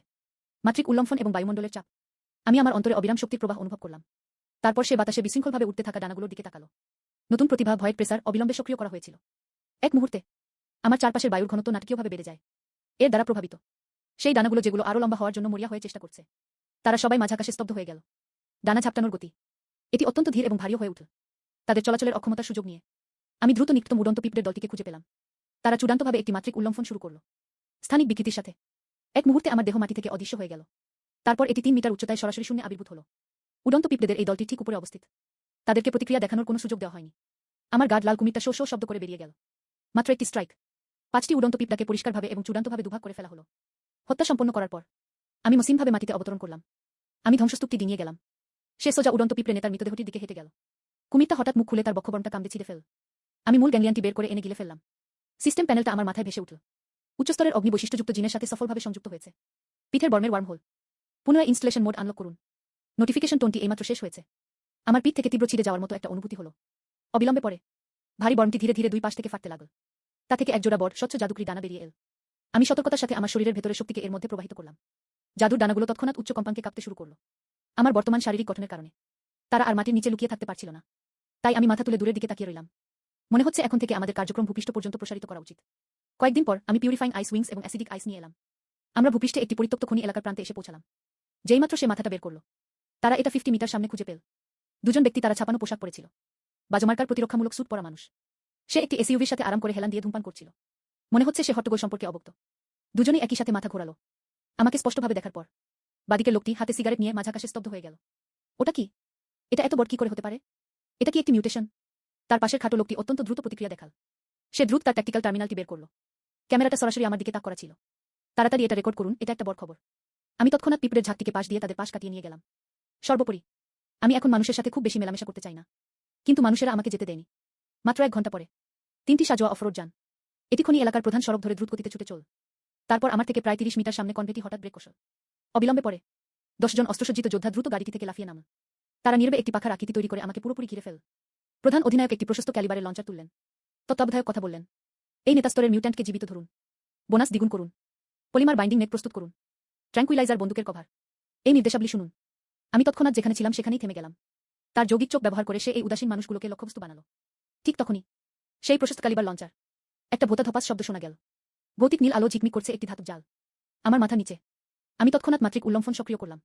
পরের সেকেন্ডে আমার দেহ বাতাসে মিলিয়ে গেল। ধাতব জালটি কেবল গর্তের দেয়ালে সজোরে আছড়ে পড়তে পারল। গোল হারানোর পর আশেপাশের দলের সদস্যরা আতঙ্কিত হয়ে এদিক ওদিক তাকাতে লাগল। কি হয়েছে? লক্ষ্যবস্তুটি অদৃশ্য হয়ে গেল। রাডারটিও কোনো প্রতিক্রিয়া দেখায়নি। ঠিক যখন তারা সর্বত্র খুঁজছিল, আমি ইতিমধ্যেই তাদের মাথার উপরে আবির্ভূত হয়েছি। 3 মিটার জাদুর ডানার উচ্চ কম্পাঙ্কের কম্পন একটি শক্তিশালী শব্দ তৈরি করেছে। আমাকে শূন্যে দৃঢ়ভাবে ভাসিয়ে রাখা হোক। অবিলম্বে পরে বিনা দ্বিধায় আমি অ্যান্টেনার চাপ সক্রিয় করলাম। এই অদৃশ্য ভয়ঙ্কর চাপের অধীনে নিচের 10 জন দলীয় সদস্যের নড়াচড়া হঠাৎ থেমে গেল। যেন আমি এক জায়গা জমে গিয়েছিলাম। দলের বেশ কয়েকজন সদস্যের শারীরিক সক্ষমতা দুর্বল ছিল। আরও অসহ্য, তার হাঁটু ভেঙে গেল এবং সে হাঁটু গেড়ে বসে পড়ল। সে কেবল মুখ হা করে শ্বাস নিতে পারছিল। এই সুযোগটি গ্রহণ করুন। আমি হঠাৎ আমার ডানা গুটিয়ে নিলাম। এটা নেতার এসইউভির হুডের উপর সজোরে আছড়ে পড়ল। বিশাল প্রভাব সহ মজবুত নিরেট হুডটা সঙ্গে সঙ্গে নিচের দিকে দেবে গেল। তারপর আমি ওপরের দিকে একটি আনুভূমিক কাট দিলাম। একটা মটমট শব্দ হলো। অফরোড গাড়িটির ছাদে ভারী মেশিনগানের নল। আমি আসলে এটাকে অর্ধেক করে কেটেছি। এই দৃশ্য দেখে ক্যাপ্টেন এতটাই ভয় পেয়েছিলেন যে তিনি মাটিতে শুয়ে পড়ে দ্রুত গুলি চালাতে শুরু করলেন। এই রূপান্তরিত পিঁপড়েটা পাগল হয়ে গেছে। তার আদেশে আমার দিকে বেশ কয়েকটি চেতনানাশক ডার্ট ছোড়া হয়েছিল। কিন্তু সেটা আমার গাঢ় লাল বর্ম থেকে ছিটকে গেল। আমি অবজ্ঞার সাথে মুখ ফিরিয়ে নিলাম, পেছন থেকে ধেয়ে আসা অম্লীয় বরফ বৃষ্টির দিকে তাকিয়ে। সমস্ত সৈন্য আক্রমণ করে। এই মানুষগুলো দেখুক আমরা কতটা শক্তিশালী। বরফ বৃষ্টির সঙ্গে সঙ্গে মারাত্মক উচ্চচাপের অ্যাসিড ছিটিয়ে দিল। এই তীব্র অ্যাসিডের ক্ষয়কারী প্রভাবে এসইউভিটির বুলেট প্রুফ কাজ থেকে সঙ্গে সঙ্গে সাদা ধোঁয়া বেরিয়ে আসতে লাগল। তা দ্রুত গলে বর্জ্যের স্তূপে পরিণত হল। এই অপ্রতিরোধ্য শক্তির সম্মুখীন হয়ে এই মানব দলের মনস্তাত্ত্বিক প্রতিরক্ষা ব্যবস্থা অবশেষে এটি পুরোপুরি ধসে পড়ল। তারা হুডমুট করে ও হামাগুড়ি দিয়ে সরে গেল। সে তখনও তুলনামূলকভাবে অক্ষত গাড়িটিতে উঠে পড়ল। সে এক মুহূর্ত না ভেবে অ্যাক্সিলারেটরে সজোরে চাপ দিল। তারা এলোমেলো অবস্থায় পালিয়ে গেল এবং আমি যেদিকে তারা দৌড়েছিল সেদিকে তাকালাম। এখন সময় হয়েছে। মানুষ একত্রিত হয়েছে। চলো গিয়ে দেখি মানব শিবিরে কি কি ভালো জিনিস আছে। এই সময়ে জিনিয়াও বায়োর গোপন গবেষণা কেন্দ্রের ভিতরে। পরিবেশটা অত্যন্ত উত্তেজনাপূর্ণ ছিল। যে ক্যাপ্টেন এইমাত্র পালিয়ে গেল। হোঁচট খেতে খেতে ও টলতে টলতে ঘাটির ফটকে ঢুকল। এই প্রতিবেদনটি শুনে সাদা কোট পরা একজন সুপারভাইজার, তিনি রাগে মুখ লাল করে কন্ট্রোল রুম থেকে বেরিয়ে এলেন। এই আবর্জনাটা এক ঝাঁক পিঁপড়াকেও হারাতে পারে না। তবে তত্ত্বাবধায়ক এখনো আর কোনো পদক্ষেপ নেননি। চৌকির বাইরের মাটি হঠাৎ কাঁপতে শুরু করল, কানে তালা লাগানো গর্জনের সাথে। 3 মিটার পুরো পর্যন্ত একটি কংক্রিটের দেয়াল। আসলে এটা ভেঙে ফেলা হয়েছিল। 3 মাথাওয়ালা 5 মিটারেরও বেশি লম্বা রূপান্তরিত শিলা দৈত্যাকার টিকটিকি। তারা ভিতরে উঠল। এটা দেখে তত্ত্বাবধায়ক এতটাই ভয় পেয়েছিলেন যে তিনি বর্জ্য তরল নির্গমন এলাকার দিকে পিছিয়ে গেলেন। মিউট্যান্ট মনিটর টিকটিকি, তারা এখানে কিভাবে এলো? আত্মরক্ষার জন্য অবিলম্বে গুলি চালান। পরের সেকেন্ডে চৌকিটির স্বয়ংক্রিয় প্রতিরক্ষা কামানগুলো সঙ্গে সঙ্গে সক্রিয় হয়ে উঠল এবং প্রচণ্ডভাবে গুলি চালাতে লাগল। কিন্তু তা কেবল সামান্য অগভীর সাদা গর্তে রেখে যেতে পারত। এটি কোনো উল্লেখযোগ্য ক্ষতি করতে পারে না। আক্রমণের শিকার হওয়ার পর গুইসাপদের সর্দার পুরোপুরি ক্ষিপ্ত হয়ে উঠেছিল। সে হঠাৎ তার রক্তিম মুখটা খুল। এটা পাশের এসইউভিটিতে কাম বসিয়েছিল। এটা সজোরে কন্ট্রোল রুমে আছড়ে পড়ল। এমন এক ভয়ঙ্কর আক্রমণের অধীনে শিবিরের মানব সৈন্যরা সঙ্গে সঙ্গে বিশৃঙ্খলার মধ্যে পড়ে গেল। একই সময়ে দীর্ঘ বিমানযাত্রার পর আমি এই চৌকির উপরে এসে পৌঁছেছি। তাৎক্ষণিক বিশ্লেষণ, বিস্তারিত তথ্য প্রদান করা হয়েছে। মিউট্যান্ট রক জায়ান্ট লিজার্ডের বিশেষ ক্ষমতাগুলোর মধ্যে রয়েছে অ্যাবসলিউট ডিফেন্স এবং এক্সট্রিম পয়জনাস এক্সপেরিয়েন্স, উচ্চমূল্যের প্রতিরক্ষা জিন পুল। এই দেখে আমি আমার শুটগুলো নাড়ালাম। আমার নতুন ক্ষমতা পরীক্ষা করার জন্য তোমাকে ব্যবহার করতে দাও। বিনা দ্বিধায় আমি আমার জাদুর ডানা গুটিয়ে নিয়ে নিচে নেমে এলাম। সেই সংকটময় মুহূর্তে যখন মাটি থেকে মাত্র 10 মিটার উপরে আমি হঠাৎ আমার কুমিরটা খুললাম। দ্রুত সংগঠিত করুন। উচ্চস্তরের অগ্নি বৈশিষ্ট্যযুক্ত জিনটি যা এইমাত্র তার শরীরে সংযুক্ত হয়েছে। মুহূর্তের মধ্যে একটি গাঢ় লাল শিখা এটা দ্রুত আমার নিঃশ্বাসে ঘনীভূত হল। এরপর এটি অবিশ্বাস্য রকম ঘন হয়ে উঠল। এটা সোজা প্রধান মনিটর টিকটিকিটার মাথার দিকে তেড়ে গেল। ভয়ঙ্কর উচ্চ তাপমাত্রা অনুভব করছি। গুইসাপটা সহজাত প্রবৃত্তিতেই ওটা এড়ানোর জন্য শরীর মোচড়ানোর চেষ্টা করল। কিন্তু আমি প্রস্তুত ছিলাম। আগুন উদ্গীরণ করার সাথে সাথেই সক্রিয় বায়ুস্থানের চাপ, এই শক্তিশালী দমনমূলক শক্তির অধীনে দৈত্যাকার টিকটিকিটার বিশাল দেহটা হঠাৎ ডুবে গেল। গতিগুলো হঠাৎ অত্যন্ত ধীর হয়ে গেল। পরের সেকেন্ডে অগ্নিশিখাগুলো নিখুঁতভাবে তাকে আঘাত করল। অবিনশ্বর শিলা আশ চরম উচ্চ তাপমাত্রার অধীনে দ্রুত লাল হয়ে গেল এবং এটি অসংখ্য ফাটল ধরে ফেটে গেল। এই সুযোগটি গ্রহণ করে আমার কর্তৃত অঙ্গটি তার আশের ফাঁকে শক্তভাবে আঁকড়ে ধরল। তার ঘাট লক্ষ্য করে যে বর্মটি পুড়ে ফেটে গিয়েছিল। আমি সর্বশক্তি দিয়ে সজোরে কান বসালাম, দাঁত কিটমিট করার মতন শব্দের সাথে। এটা তার গর্বিত চোখের পাতা ভেদ করে সরাসরি বিদ্ধ হল এবং তারপর এর নিচের মূল মেরুদণ্ডের স্নাযুগুলো বিচ্ছিন্ন করে দেওয়া হয়েছিল। জানা গেছে তিনি মাত্র কয়েক সেকেন্ডের জন্য ধস্তাধস্তি করেছিলেন। এরপর তা বিক্ষোভে মাটিতে ধসে পড়ল। তার সঙ্গীকে মর্মান্তিকভাবে মরতে দেখে অন্য দুটি মনিটর টিকটিকি তারা অবিলম্বে মানুষের উপর আক্রমণ বন্ধ করে দিল। এরপর তারা আমার দিকে মনোযোগ দিল। সেটা প্রচণ্ড বেগে আমার দিকে মারাত্মক বিষ ছিটিয়ে দিল। আমি শান্ত ও অবিচলিত ছিলাম। তার পুরো শরীর এক মুহূর্তে বাতাসে উঠে গেল। সেই বাদ পড়া বিষগুলো এটা শুধুমাত্র নিচের গুইসাপটির মৃতদেহের উপর ছিটিয়ে দেওয়া যাবে। এটা থেকে হিসিস শব্দ ও ক্ষয়কারী আওয়াজ বের হলো। আক্রমণ এড়ানোর পর আমি সাথে সাথে মাটিতে অপেক্ষারত পিঁপড়ের দলটির দিকে এগিয়ে গেলাম। পাল্টা আক্রমণের আদেশ জারি করা হয়েছিল। আদেশ পেয়ে অম্লীয় সৈনিক পিঁপড়েরা দ্রুত সারিবদ্ধ হয়ে গেল। 30টি অত্যন্ত ক্ষয়কারী উচ্চচাপের অ্যাসিড জেট ছিটিয়ে দেওয়া হচ্ছে। যখন তীব্র অ্যাসিড এর দেহপৃষ্ঠ থেকে নিঃসৃত বিষের সংস্পর্শে আসে, সঙ্গে সঙ্গে একটি অত্যন্ত তীব্র রাসায়নিক বিক্রিয়া ঘটল। তীব্র গন্ধযুক্ত ও বিষাক্ত ধোঁয়ার একটি বিশাল কুণ্ডলী উপরে উঠে এল। তীব্র ব্যথায় গুইসাপটি সম্পূর্ণ অচল হয়ে পড়েছিল। সে কেবল মাটিতে যন্ত্রণা ছটফট করতে পারছিল। সিস্টেমটি যথাসময়ে অনলাইন হয়েছিল। রূপান্তরিত শিলাবর্মধারী দৈত্যাকার টিকটিকিকে হত্যা করার জন্য উপস্থাপককে অভিনন্দন। বর্মের ঘনত্ব 30% বৃদ্ধি পেয়েছে। 8,000 বিবর্তন পয়েন্ট অর্জন করা হয়েছে। বর্তমান বিবর্তন পয়েন্ট 30,000। ফিউশন ফ্লেম অ্যান্টে রূপান্তরিত হওয়ার দূরত্ব আরও 5 লক্ষ বিবর্তন পয়েন্ট প্রয়োজন। এই ভালো কাজটি চালিয়ে যান উপস্থাপক। প্যানেলের ডেটা দেখার পর তখনও কিছুটা অতৃপ্তি নিয়ে আমি আমার মাথার সুটগুলো নাড়ালাম। এই 3 জন বড় লোক আসলেই এটি আসলে প্রচুর শক্তি জুগিয়েছিল। কিন্তু জীবনের পরবর্তী স্তরে উত্তরণ এখনো অনেক দূরে। এখনো অনেক দূরে। মনে হচ্ছে আমাদের আরও শক্তিশালী এক শত্রুকে পরাজিত করতে হবে। পরবর্তীতে আমি বিরক্ত হয়ে আমার সামনে পায়ে লেগে থাকা কাদা ঝেড়ে ফেললাম। তার দৃষ্টি পড়ল অদূরে অবস্থিত প্রধান নিয়ন্ত্রণ কক্ষটির উপর। এই সময়ে জিনিয়াও বায়োটেকনোলজির ম্যানেজার কয়েকজন বেঁচে থাকা সৈনিকের সাথে সে পেছনের ঘরে বুলেট প্রুফ কাচের আড়ালে কাঁপতে কাঁপতে লুকিয়েছিল। তত্ত্বাবধায়ক ধীরে ধীরে নিরাপত্তা দরজাটা খুললেন। সে নিজেকে সাহসী হতে বাধ্য করে একাই বেরিয়ে এল। একটি কালো ধাতব বাক্স নিন। এটাকে সামনের খোলা জায়গায় ঠেলে দিন। তখন ব্যাপারটা ছিল যেন কোনো প্লেগ দেবতাকে এড়িয়ে চলার মতো। তারা দ্রুত নিরাপদ দরজার ভেতরে পিছু হটল। আমি তোমাকে এইসব দিয়েছি। যদি তোমরা এই গুইসাপগুলোকে মেরে ফেলো তাহলে আমাদের আক্রমণ করতে পারবে না। আমি আমার ধারালো সামনের পা দিয়ে আলতো করে বাক্সটার ঢাকনা খুলে ফেললাম। ভিতরে বেশ কয়েকটি উচ্চশক্তি সঞ্চয়কারী ব্যাটারি সুন্দরভাবে সাজানো ছিল এবং একটি সামরিক কৌশলগত ট্যাবলেটটি এখনও ক্ষীণভাবে জ্বলছে। আমি খেয়ে ট্যাবলেট স্ক্রিনের দিকে তাকালাম। এটি উপরে স্পষ্টভাবে প্রদর্শিত হয়েছিল এই এলাকার উচ্চ রেজলিউশন ভূসংস্থানিক মানচিত্র। বিস্তারিত টিকা তথ্য সঙ্গে সঙ্গে স্ক্রিনে ভেসে উঠল। অবস্থানটিকে ডার্ক প্রে হিসেবে চিহ্নিত করুন। একটি অতিদৈত্য রূপান্তরিত সেমিরের অস্তিত্বের সন্দেহ অত্যন্ত বিপজ্জনক হিসেবে রেট করা হয়েছে। আমি দূর দিগন্তের দিকে তাকালাম। বিপদ পুরস্কারের কারণ হতে পারে। বিকশিত হতে চাই। এই মুহূর্তে ঝুঁকি নেওয়া ছাড়া আমাদের আর কোনো উপায় নেই। মনস্থির করার পর আমি তৎক্ষণাৎ ঘুরে দাঁড়ালাম এবং পিঁপড়ের দলটিকে নির্দেশ দিলাম।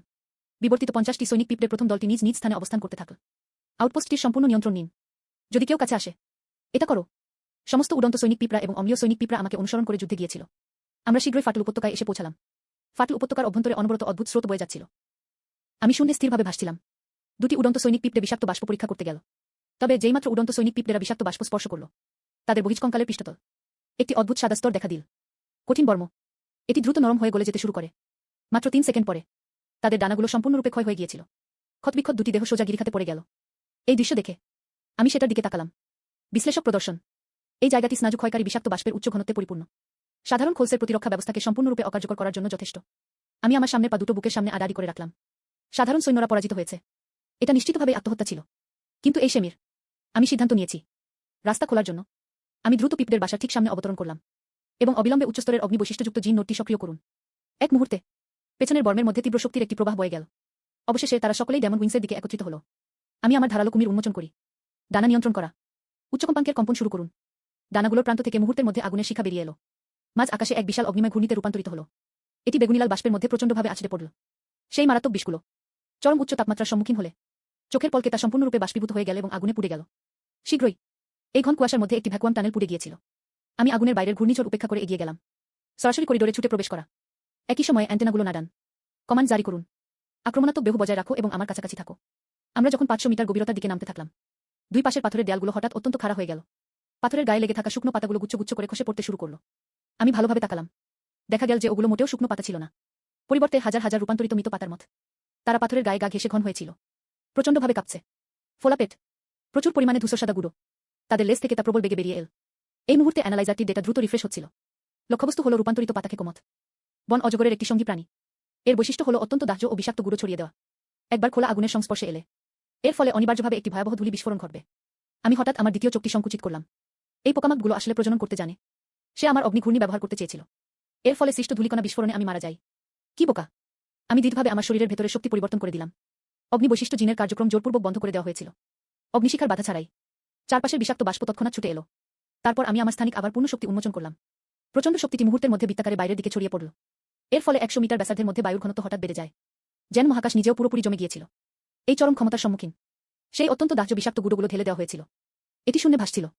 এবং সেই হাজার হাজার মৃত পাতার মত তারাও পাথরের গায়ে জমে গিয়েছিল, নড়াচড়া করতে অক্ষম। তারপর আমি অম্লীয় বরফের দানাগুলোকে অ্যাসিড নির্গত করার আদেশ দিলাম। তারা সঙ্গে সঙ্গে সমস্ত শুকনো পাতা ও বিষাক্ত মত নির্মূল করে দিল। বাধাগুলো অতিক্রম করার পর আমি একটি বিশাল পাথুরে মঞ্চে অবতরণ করলাম। এই প্ল্যাটফর্মে ইতোমধ্যেই বিষাক্ত মথের দেহাবশেষের একটি স্তর জমে গিয়েছিল। আমি সাবধানে এগিয়ে গেলাম। এর ধারালো সামনের পা ব্যবহার করে মাটির উপর থাকা সবুজ শ্যাওলা সরিয়ে দাও। তারপর তারা পুরো প্ল্যাটফর্মটির দিকে নিচে তাকানোর জন্য সঙ্গে সঙ্গে উচ্চতা বাড়িয়ে দিল। আমার সামনের দৃশ্যটি দেখে আমি চমকে উঠলাম। মাটিতে ছড়িয়ে ছিটিয়ে থাকা ধ্বংসাবশেষগুলো অদ্ভুতভাবে একটার পর একটা একে অপরের সাথে সংযুক্ত ছিল। এটি সুনির্দিষ্টভাবে একটি নিয়মিত ষটভুজ তারা নকশা গঠন করে। এমনকি সেই বিষাক্ত মতগুলোর ভাঙা শুটগুলো এগুলো একসাথে পুরোপুরি মিলে যায় জ্যামিতিক রেখার নোটগুলিতে। আমি একদৃষ্টে অতল গহ্বরের দিকে তাকিয়ে রইলাম। এটা অবশ্যই সাধারণ পশু প্রবৃত্তি নয়। এই বিশাল রূপান্তরিত অ্যানাকোন্ডা। তারা আসলে অর্ধক্ষুদের নিয়ন্ত্রণ করে সৈন্য ও ব্যয় সাজাতে জানে। স্পষ্টতই সে এখানে আমার জন্য অপেক্ষা করছিল। কথাগুলো শেষ হওয়ার আগেই ফাটল উপত্যকার গভীরতম অংশ থেকে হঠাৎ একটি কান ফাটানো গর্জন ভেসে এল। এর ঠিক পরেই পুরো অতল গহ্বরের পাথুরে দেয়ালগুলো প্রচণ্ডভাবে কাঁপতে শুরু করল। 10 মিটারেরও বেশি লম্বা একটি বিশাল অজগর মাটি ফুটে বেরিয়ে এল। বিশাল অজগরটির শীতল খাড়া চোখের মণি দুটি একদৃষ্টে আমার দিকে তাকিয়েছিল। অপ্রয়োজনীয় হতাহত এড়াতে আমি সঙ্গে সঙ্গে আদেশ দেওয়ার জন্য আমার সামনের পা দুটো নাড়ালাম। তাদের পেছনের সৈনিক পিঁপড়েরা শিকারের কিনারে পিছু হটে অপেক্ষা করতে লাগল। ঠিক যেমন সৈনিক পিঁপড়েরা পিছু হটে গেল, বিশাল অজগরটা হঠাৎ লাফিয়ে উঠল। সেটা তার রক্তিম মুখ খুলে আমার দিকে ঝাঁপিয়ে পড়ল। এই দেখে আমি দ্রুত উড়ানের উচ্চতা বাড়িয়ে দিলাম। বিশাল অজগরটি শূন্যে কামড় দেওয়ার পর এই প্রক্রিয়ায় সে তার মোটা শরীরটা মোচ দিল। সেটা তার বিশাল লেজটা সজোরে নাড়ালো। প্রবল বাতাস অনুভব করছি। আমি তৎক্ষণাৎ আমার পিঠের পৈশাচিক ডানাগুলো গুটিয়ে নিলাম। সোজাসুজি পড়ে গিয়ে সে অল্পের জন্য একটি পাল্টা আক্রমণ এড়ালো। দৈত্যাকার অজগরটির লেজ সজোরে পাথরের দেয়ালে আছড়ে পড়ল। এটি চূর্ণবিচূর্ণ করে একটি বিশাল উল্কাপিণ্ডের গর্ত তৈরি করেছিল। বারবার ব্যর্থতায় বিশাল অজগরটি ক্ষিপ্ত হয়ে উঠল। সেটা সঙ্গে সঙ্গে জিভ নাড়িয়ে আমার দিকে ঝাঁপিয়ে পড়ল। আমি তৎক্ষণাৎ মাত্রিক উল্লম্ফন সক্রিয় করলাম। এক নিমেষে সে বিশাল অজগরটা ঠিক মাথার উপরে আবির্ভূত হল। তারপর তার মাথার খুলির জোটগুলোতে নিশানা করুন। তার কেন্দ্রীয় স্নায়ুতন্ত্র ভেদ করার জন্য প্রস্তুত হন। ঠিক যখন আমি সফল হতে যাচ্ছিলাম আমি হঠাৎ লক্ষ্য করলাম অজগরের খুলির কেন্দ্র এটা আসলে খচিত ছিল। স্টারি স্কাই বা জলগ খচিত একটি ধাতুখণ্ড নিয়ন্ত্রণ যন্ত্র। একই সময়ে হঠাৎ ফাটল উপত্যকার উপরে বেশ কয়েকটি ড্রোন উঠে দাঁড়াল। লাউডস্পিকার থেকে আউটপোস্ট কমান্ডারের বিজয়ী কণ্ঠস্বর ভেসে এল। মনস্টার, তুমি কি সত্যিই মনে করো আমি বিনা কারণে রসদগুলো দিয়ে দেব? এটি কোম্পানির সর্বশেষ যান্ত্রিকভাবে পরিবর্তিত বিশাল যান। তার ব্যবহারিক পরীক্ষার তথ্যগুলো মেনে নিন। এটা শুনে আমি আসন্ন মারাত্মক আক্রমণটি জোরপূর্বক থামিয়ে দিয়েছিলাম। তার ঠোঁটের কোণে একটি শীতল হাসি ফুটে উঠল। ডেটা দেখতে চাই? তাহলে আমি তোমাকে যথেষ্ট দেখতে দেব। কথাগুলো শেষ হওয়ার আগেই আমি মুহূর্তের মধ্যে সেই স্থান থেকে অদৃশ্য হয়ে গেলাম। এরপর এটিকে বাতাসে থাকা বিশাল অজগরটির 50 মিটার পেছনে ও পাশে দেখা গেল। গোল হারানোর পর দৈত্যাকার অজগরটা প্রচণ্ডভাবে তার শরীর আছড়ে ফেল। আমি কোথায় আছি তা জানতে সব জায়গায় খুঁজছি। এই সুযোগটি গ্রহণ করুন। আমি দ্রুত চারপাশের পাথরের দেয়ালগুলো দেখে নিলাম। ফাঁক করে লুকানো সামরিক নজরদারি ক্যামেরা আবিষ্কৃত হয়েছে। অপর পক্ষকে উস্কানি দেওয়া। আমি ইচ্ছাকৃতভাবে উচ্চতা কমিয়ে দিয়েছি। ক্যামেরার সামনে নিঃশব্দে ঘোরাঘুরি করা। আমি অবজ্ঞার সাথে আমার সামনের পা দুটো দিয়ে প্রকৃতির দিকে ইশারা করলাম। আরে বোকা কোথাকার! উত্তেজিত হয়ে বিশাল অজগরটা তীক্ষ্ণ হিসিহিস শব্দ করে উঠল। বিশাল দেহটা আমার দিকে ঝাঁপিয়ে পড়ল। ঠিক যখন এটা আমাকে আঘাত করতে যাচ্ছিল আমি আবার লাফটা শুরু করলাম। হাওয়ায় মিলিয়ে গেল। অজগরটির বিশাল আকারের কারণে এটিকে থামানো অসম্ভব ছিল। এটা শক্ত পাথরের দেয়ালে সজোরে আছড়ে পড়ল। লুকানো অনুসন্ধান। চারপাশের পাথরগুলো সঙ্গে সঙ্গে চূর্ণবিচূর্ণ হয়ে গেল। এরপর আমি আমার স্থানিক ক্ষমতা ব্যবহার করে ক্রমাগত পলক ফেলতে লাগলাম। প্রতিটি প্রবের কাছে সুনির্দিষ্টভাবে উপস্থিত হচ্ছে। উন্মত্ত অজগরটা হিংস্রভাবে ঝাঁপিয়ে পড়ল এবং বিষ উগড়ে দিল। এটি সব লুকানো ক্যামেরা নষ্ট করে দিয়েছে। সমস্ত নজরদারি ফুটেজ মুছে ফেলার পর আমি ড্রোনটির ঠিক সামনে চলে গেলাম। আমি ধীরে ধীরে আমার সামনের পা দুটো তুললাম। ক্যামেরার দিকে মুখ করে অত্যন্ত উত্তেজক ভঙ্গিতে গান করুন। আমার সাথে ঝামেলা করলে তোমার কপাল খারাপ। এর ঠিক পরেই আমি আমার সামনে থাকা ড্রোনটিকে গুড়িয়ে দিলাম। মনিটরিং সিগন্যাল সম্পূর্ণভাবে হারিয়ে যাওয়ার পর দৈত্যাকার অজগরটির মাথার উপর থাকা নিয়ন্ত্রণ টার্মিনালটি থেকে একটি উজ্জ্বল নীল আলো নির্গত হলো। মনে হচ্ছে এটি এক ধরনের উন্মত্ত অবস্থায় প্রবেশ করেছে। বিশাল অজগরটি দ্রুত কুণ্ডলী পাকিয়ে একটি আকার ধারণ করল। তোমার মুখটা বট করে খোলো। উন্মত্তভাবে ধ্বংসাত্মক শক্তি সঞ্চয় করছে। আমি বিন্দুমাত্র পিছু হটিনি। সে তার পিঠ থেকে সুপারভাইজারের দেওয়া উচ্চশক্তি সঞ্চয়কারী ব্যাটারিটি বের করল এবং বায়ুমণ্ডলের ক্ষুদ্র চাপকে সর্বোচ্চ শক্তিতে পরিণত করুন। মাধ্যাকর্ষণের ভয়ঙ্কর চাপের অধীনে দৈত্যাকার অজগরের বিশাল দেহ হঠাৎ চাপ দেওয়ায় তা জমাট বেঁধে গেল। শক্তি সংগ্রহের প্রক্রিয়াটিও মুহূর্তের জন্য থেমে গেল। এই দেখে আমি ঠিকঠাকভাবে ব্যাটারিটা ওর মুখে ঢুকিয়ে দিলাম। শরীরে অগ্নি বৈশিষ্ট্যযুক্ত জিনগুলোকে দ্রুত সক্রিয় করুন। কুমিরটি তার বিশাল খোলসটি খুলল এবং ভেতর থেকে আগুনের একটি জ্বলন্ত স্তম্ভ উগড়ে দিল। প্রচণ্ড অগ্নিশিখা মুহূর্তের মধ্যে বিশাল অজগরটির গলায় ঝাঁপিয়ে পড়ল। এটি সরাসরি উচ্চশক্তির ব্যাটারিটিকে বিস্ফোরিত করেছিল। সঙ্গে সঙ্গে বিশাল অজগরটির ভেতর থেকে একটি চাপা বিস্ফোরণের শব্দ এল। তার ভেতরে হিংস্র শক্তি গর্জে উঠেছিল। তার বিশাল দেহটা মাটিতে প্রচণ্ডভাবে গড়াক দিখেল। ছিঁড়ে যাওয়ার যন্ত্রণা কমানোর চেষ্টা করা হচ্ছে। কিছুক্ষণ পরেই তার পেট ফেটে গেল। মাংস ও রক্তের সাথে যান্ত্রিক অংশবিশেষ সারা মাটিতে ছড়িয়ে ছিটিয়েছিল। দৈত্যাকার অজগরটির ক্ষতবিক্ষত মাথাটা সজোরে মাটিতে আছড়ে পড়ল। সম্পূর্ণরূপে নড়াচড়া বন্ধ করে দিয়েছে। যুদ্ধের পর সিস্টেম প্যানেলের সঙ্গে সঙ্গে স্পষ্ট অক্ষরে কয়েকটি লাইন ভেসে উঠল। অভিনন্দন আযোজক। যান্ত্রিকভাবে পরিবর্তিত রূপান্তরিত সেনমাকে হত্যা করো। 100,000 বিবর্তন পয়েন্ট অর্জন করুন। উচ্চস্তরের বিষাক্ত বৈশিষ্ট্যযুক্ত জিনের খণ্ডাংশ সংগ্রহ করুন। যান্ত্রিক ফিউশন কোর অর্জন করুন। বর্তমান বিবর্তন পয়েন্ট 230,000। নোটিফিকেশন টোনটি এইমাত্র শেষ হয়েছে। গ্রাসকারী যান্ত্রিক ফিউশন কোর। এটি তীব্র প্রত্যাখ্যানমূলক প্রতিক্রিয়া সৃষ্টি করেছিল। তার দেহের অভ্যন্তরে বিষ ও অগ্নির বৈশিষ্ট্যগুলো প্রচণ্ডভাবে সংঘর্ষে লিপ্ত হয়েছিল। আমার শরীর পুরোপুরি নিয়ন্ত্রণ হারিয়ে ফেলেছিল। এটা মাঝাকাশ থেকে সোজা নিচে পড়ে গেল। ঠিক তখনই ফাটল উপত্যকার উপর থেকে ভারী ইঞ্জিনগুলোর গর্জন প্রতিধ্বনিত হচ্ছিল। সেই নেতা যিনি 12টি অ্যাবিস স্পেশাল মেঘ থেকে অবতীর্ণ হয়েছিলেন আমার দিকে ইশারা করে। লোন উলফ লক্ষ্যস্থলে পৌঁছায়। শেনমাংয়ের যান্ত্রিক পরিবর্তন ক্ষতিগ্রস্ত হয়েছে বলে নিশ্চিত করা হয়েছে। লক্ষ্যবস্তু মিউটেশন শনাক্ত করা হয়েছে। লক্ষ্যবস্তুটি জিনগত পতন এবং অনমনীয়তার অবস্থায় রয়েছে। আশেপাশের সমস্ত রূপান্তরিত সন্ধিপতি প্রাণী নির্মূল করুন। পরিধিতে অপেক্ষা করার জন্য আর একজন অবশিষ্ট ছিল না। বিবর্তনীয় সৈনিক পিঁপড়া এবং অ্যাসিড সৈনিক পিঁপড়া। সংকট আজ করা। 50টি বিবর্তিত সৈনিক পিঁপড়া দ্রুত তাদের গঠন সংকুচিত করল। তারা গভীর গর্তের কিনারা বরাবর নিজেদের শরীর দিয়ে মাংসের একটি প্রাচীর তৈরি করেছিল। অম্লীয় সৈনিক পিঁপড়ারা ঠিক পিছনে পিছনে আসছিল। অ্যাসিড স্প্রে করার জন্য প্রস্তুত হন। লোন উলফ তার হাত তুলে একত্রিত লেজার কামানটি থেকে গুলি চালাল। 12টি মেঘ একযোগে লেজার রশ্মি নিক্ষেপ করছে। তৎক্ষণাৎ বরফের ডানা ভেদ করে গেল। এটা দেখে পেছনের অম্লীয় বরফের ডানাগুলো দ্রুত এগিয়ে এসে ফাঁকটি পূরণ করল। তাদের পেট প্রচণ্ডভাবে সংকুচিত হল। উচ্চচাপের অ্যাসিডের কয়েক ডজন ধারা আকাশের দিকে ছুটে গেল। সোজা মাঝাকাশে। Makes in acid. বাইরের আবরণের বিশেষ ক্ষয়ের অধিক ক্ষমতার প্রশ্নই ওঠে না। লোন উলফ মেঘ ককপিটে বসেছিল। নিম্ন আর্থ্রোপড। তারা সিমিয়াওয়ের প্রযুক্তিগত সাফল্যের শিখরকে নাড়িয়ে দেওয়ারও চেষ্টা করেছিল। সে কন্ট্রোল লিভারটি চাপল। মেঘটির বাহুতে থাকা কনভার্জেন্স লেজার কামানগুলো রিচার্জ করা হয়। দ্বিতীয় আক্রমণ। এই আবর্জনা পরিষ্কার করুন। আলোর 12টি রশ্মি আবার নেমে এল। আইসুইং এর প্রতিরক্ষা ব্যবস্থা পুরোপুরি ভেঙে পড়ল। এই মুহূর্তে আমি গর্তের তলায় শুয়েছিলাম। পিঠের বর্মটি ব্যাপকভাবে ফেটে গিয়েছিল। এইমাত্র শোষিত হওয়া যান্ত্রিক ফিউশন কোরটি তার বুকে আটকে গিয়েছিল। এই বিশুদ্ধ জৈবিক দেহকে প্রত্যাখ্যান করা। সিস্টেম প্যানেলটি থেকে তীব্র লাল আলো জ্বলছিল নিপছিল। পোষকের শরীরকে তীব্র প্রত্যাখ্যান প্রতিক্রিয়ার বিষয়ে সতর্ক করা। গুরুত্বপূর্ণ লক্ষণসমূহ কমে 30%, 20%, 10% হয়েছে। জিনগত শৃঙ্খলগুলো ভেঙে পড়ার দ্বারপ্রান্তে। যান্ত্রিক ফিউশন কোরটি নিষ্ক্রিয় অবস্থায় ছিল বলে শনাক্ত করা হয়েছে। বাধ্যতামূলক সক্রিয়করণের শর্তাবলী। বর্জন এবং সংযোজনকে পরিচালিত করার জন্য বিপুল পরিমাণ বাহ্যিক উচ্চমাত্রিক শক্তির জরুরি প্রয়োজন রয়েছে। আমি জানি যে শুধু নিজের উপর নির্ভর করা আর কার্যকর নয়। ফিউশন শুধুমাত্র মেকের সাহায্যে অর্জন করা সম্ভব। তাই আমি অনেক কষ্টে ঘুরে দাঁড়ালাম। যৌগিক চোখগুলো যন্ত্রটি চালনাকারী একাকী নেকড়েটির দিকে তাকিয়েছিল। সে সর্বশক্তি দিয়ে তার মধ্যমা আঙুলটা তুল। এই দৃশ্য দেখে লোন উলফ টেবিলে সজোরে মুঠি মেরে উঠে দাঁড়াল। তবুও শোরগোল করার সাহস রাখো। মনে হচ্ছে ওরা যথেষ্ট দ্রুত মরতে চায় না। তাহলে আমি তোমার ইচ্ছাটা পূরণ করি। একটা বলে সে ফুল ব্যান্ড কমিউনিকেশন বাটনটি চাপল। গর্তের তলদেশে তখনও প্রাণের চিহ্ন ছিল। সেই লক্ষ্যবস্তুটি রূপান্তরিত হয়েছিল। কেউ মারা যায়নি, সবাই বিষয়টি লক্ষ্য করুন। অস্ত্রের উপর নিষেধাজ্ঞা তুলে নেওয়া। পলিমার লেজার কামানের শক্তি 200% পর্যন্ত বাড়ানো হয়েছে। অগ্নিকুণ্ডের তলদেশটা সম্পূর্ণরূপে বাষ্পীভূত করে দিয়েছে। 12টি মেকের ইঞ্জিনগুলো গর্জন করে উঠল। তাদের কামানের নলে সাদা আলো প্রচণ্ডভাবে এসে জড়ো হচ্ছিল। 12টি ধ্বংসাত্মক আলো রশ্মি নেমে এল। গর্তের তলদেশে ঠিক কেন্দ্রে মিলিত হয়েছে। আমি গর্তের তলায় শুয়েছিলাম। উচ্চতাপমাত্রার আলোর এই রশ্মিকে স্বাগত জানানো হচ্ছে। আমার বর্মে বোমাবর্ষণ। হঠাৎ সিস্টেম নোটিফিকেশন বেজে উঠল। উচ্চমাত্রিক শক্তি ইনজেকশন শনাক্ত করা হয়েছে। শক্তির মাত্রা অত্যন্ত উচ্চ বলে নির্ধারিত হয়েছে। যান্ত্রিক ফিউশন কোর। হৃৎপিণ্ডের জোরপূর্বক সক্রিয়করণ। অর্থাৎ প্রতিক্রিয়া দমন। শক্তি নির্দেশিকা। লেজার শক্তি আমাকে গলিয়ে দেয়নি। পরিবর্তে এটি বর্মের ফাটলগুলো অনুসরণ করল। যান্ত্রিক কেন্দ্রটি প্রবল বেগে তার বুকে প্রবেশ করল। মূলত পরস্পর বিরোধী বৈশিষ্ট্য। এই চরম বাহ্যিক শক্তির প্রচণ্ড চাপের অধীনে যান্ত্রিক কেন্দ্র দ্বারা একত্রিত আমার শরীর পুনরুজ্জীবিত হতে শুরু করল। গাঢ় লাল জৈব বর্মটি মিলিয়ে গেল। এটাকে এক স্তরে গলানো যেতে পারে। নতুন যান্ত্রিক এক্সোস্কেলেটন দ্রুত বৃদ্ধি পাচ্ছে। এর পিঠের ভাঙা রাক্ষসের ডানাগুলো খসে পড়ল। শরীর থেকে 2 জোড়া উচ্চ কম্পাঙ্কের আয়নাইজার সজোরে বেরিয়ে আসে। তার নিঃশ্বাসের অগ্নিশিখা এক গাঢ় সবুজ ভৌতিক বিষে রূপান্তরিত হল। লোন উলফ স্ক্রিনে শক্তি সূচকটি দ্রুত বাড়তে দেখল। কন্ট্রোল লিভারটি হঠাৎ করে উপরের দিকে টানুন। যুদ্ধবিরতি। কমিউনিকেটরের মাধ্যমে দলের একজন সদস্যের কণ্ঠস্বর ভেসে এল। লক্ষ্যবস্তুর গুরুত্বপূর্ণ লক্ষণগুলো কি অদৃশ্য হয়ে গেছে? ব্ল্যাক উলফ একদৃষ্টে রাডারটির দিকে তাকিয়ে রইল। স্ক্রিনের মাঝখানে লাল বিন্দুটি অদৃশ্য হয়নি, বরং এটি অত্যন্ত ভয়াবহ হারে প্রসারিত হতে লাগল। অবশেষে এটি পুরো স্ক্রিন জুড়ে ছড়িয়ে পড়ল। সে উন্মত্তের মতো কন্ট্রোল প্যানেলে সজোরে আঘাত করতে লাগল। শব্দগুলো সবেমাত্র মিলিয়ে গিয়েছিল যখন গর্তের তলদেশ থেকে হঠাৎ এক ভয়ঙ্কর শক্তিঝড় গর্জে উঠল। আমার পেছনের উচ্চ কম্পাঙ্কের আইনগুলো হঠাৎ কম্পিত হয়ে উঠল। তার পুরো শরীর এক মুহূর্তে বাতাসে উঠে গেল। কুমিরের খোলা এবং বন্ধ হওয়া। গাঢ় সবুজ ভৌতিক বিষাক্ত আগুন উপচে পড়ল। System panel pop up. সফল একীকরণ। অভিনন্দন আয়োজক। একটি নতুন যান্ত্রিক নাম গ্রহণ করুন, এক্সপ্লোসিভ আইশ্যাডো। বর্মের প্রতিরক্ষা 300% বৃদ্ধি পেয়েছে। নেদারওয়ার্ল্ড পয়জন ফায়ার নামক এক্সক্লুসিভ স্কিলটি অর্জন করুন। দলের একজন সদস্য যোগাযোগ যন্ত্রটির বোতামে সজোরে চাপ দিল। এটা কি ধরনের দান? লোন উলফ জস্টিকটা শক্ত করে ধরল। নিজেকে শান্ত হতে বাধ্য করুন। এত আতঙ্কের কিসের? বর্মটা যতই শক্ত হোক না কেন, এটা তো একটা বাগ মাত্র। দূরত্ব বাড়ান। উচ্চ ফ্রিকোয়েন্সি ইলেকট্রোম্যাগনেটিক নেটওয়ার্ক সক্রিয় করুন। আমি বিশ্বাস করতে রাজি নই যে আমি একটা পোকাকেও হারাতে পারি না। আমি সাথে সাথে মাত্রিক উল্লম্ফন সক্রিয় করলাম। শূন্য পুটকি 1 সেকেন্ড পরে আমি সরাসরি লোন উলফের মেঘটির সামনে আবির্ভূত হলাম। আতঙ্কে তার চোখ বিস্ফারিত হল। কিভাবে? আমি সামনের অংশটি তুললাম, যা বিবর্তিত হয়ে তার গাঢ় সোনালী যান্ত্রিক রূপ ধারণ করেছিল। সে মেঘটির বুকের বিশেষ বর্মে সজোরে ছুরিকাঘাত করল। সামনের পা দুটি সরাসরি বর্মাচ্ছাদিত অংশটি ভেদ করে গেল। লোন উলফ যান্ত্রিকভাবে কাটা অঙ্গটির দিকে তাকিয়ে রইল। তার গলার সামনে থেমে গেল। সারা শরীর কাঁপতে কাঁপতে আমি আমার কুমিরটা খুললাম। পাতালপুরীর বিষাক্ত আগুন ফাটল দিয়ে ককপিটে আছড়ে পড়ল। লোন উলফ পুরো ককপিটের ভিতরে থাকা অত্যাধুনিক যন্ত্রপাতির সাথে তা নিমিষেই ফুটন্ত গলিত লোহার এক জলাশয়ে পরিণত হল। আমি আমার সামনের পা দুটো বের করে আনলাম। সে শক্তিহীন ধাতব টুকরোটিকে নিচের দিকে লাথি মারল। এরপর মন্তব্যে আরও বলা হয় যে বাকি 11টি মেক লকিং করা হয়েছে। দলের সদস্যরা মরিয়া হয়ে কন্ট্রোল স্টিকটি চাপতে লাগল এবং ক্যাপ্টেন মারা গেলেন। এই পিপটেটা পাগল হয়ে গেছে। পালাও। আমি ওদের কোনো সুযোগই দিইনি। প্রতিটি লাফ একটি যন্ত্র খালি হাতেই ছিঁড়ে টুকরো টুকরো করে ফেলা হয়েছিল। তারপর পাতালপুরীর বিষাক্ত আগুনে তা পুড়ে ছাই হয়ে গেল।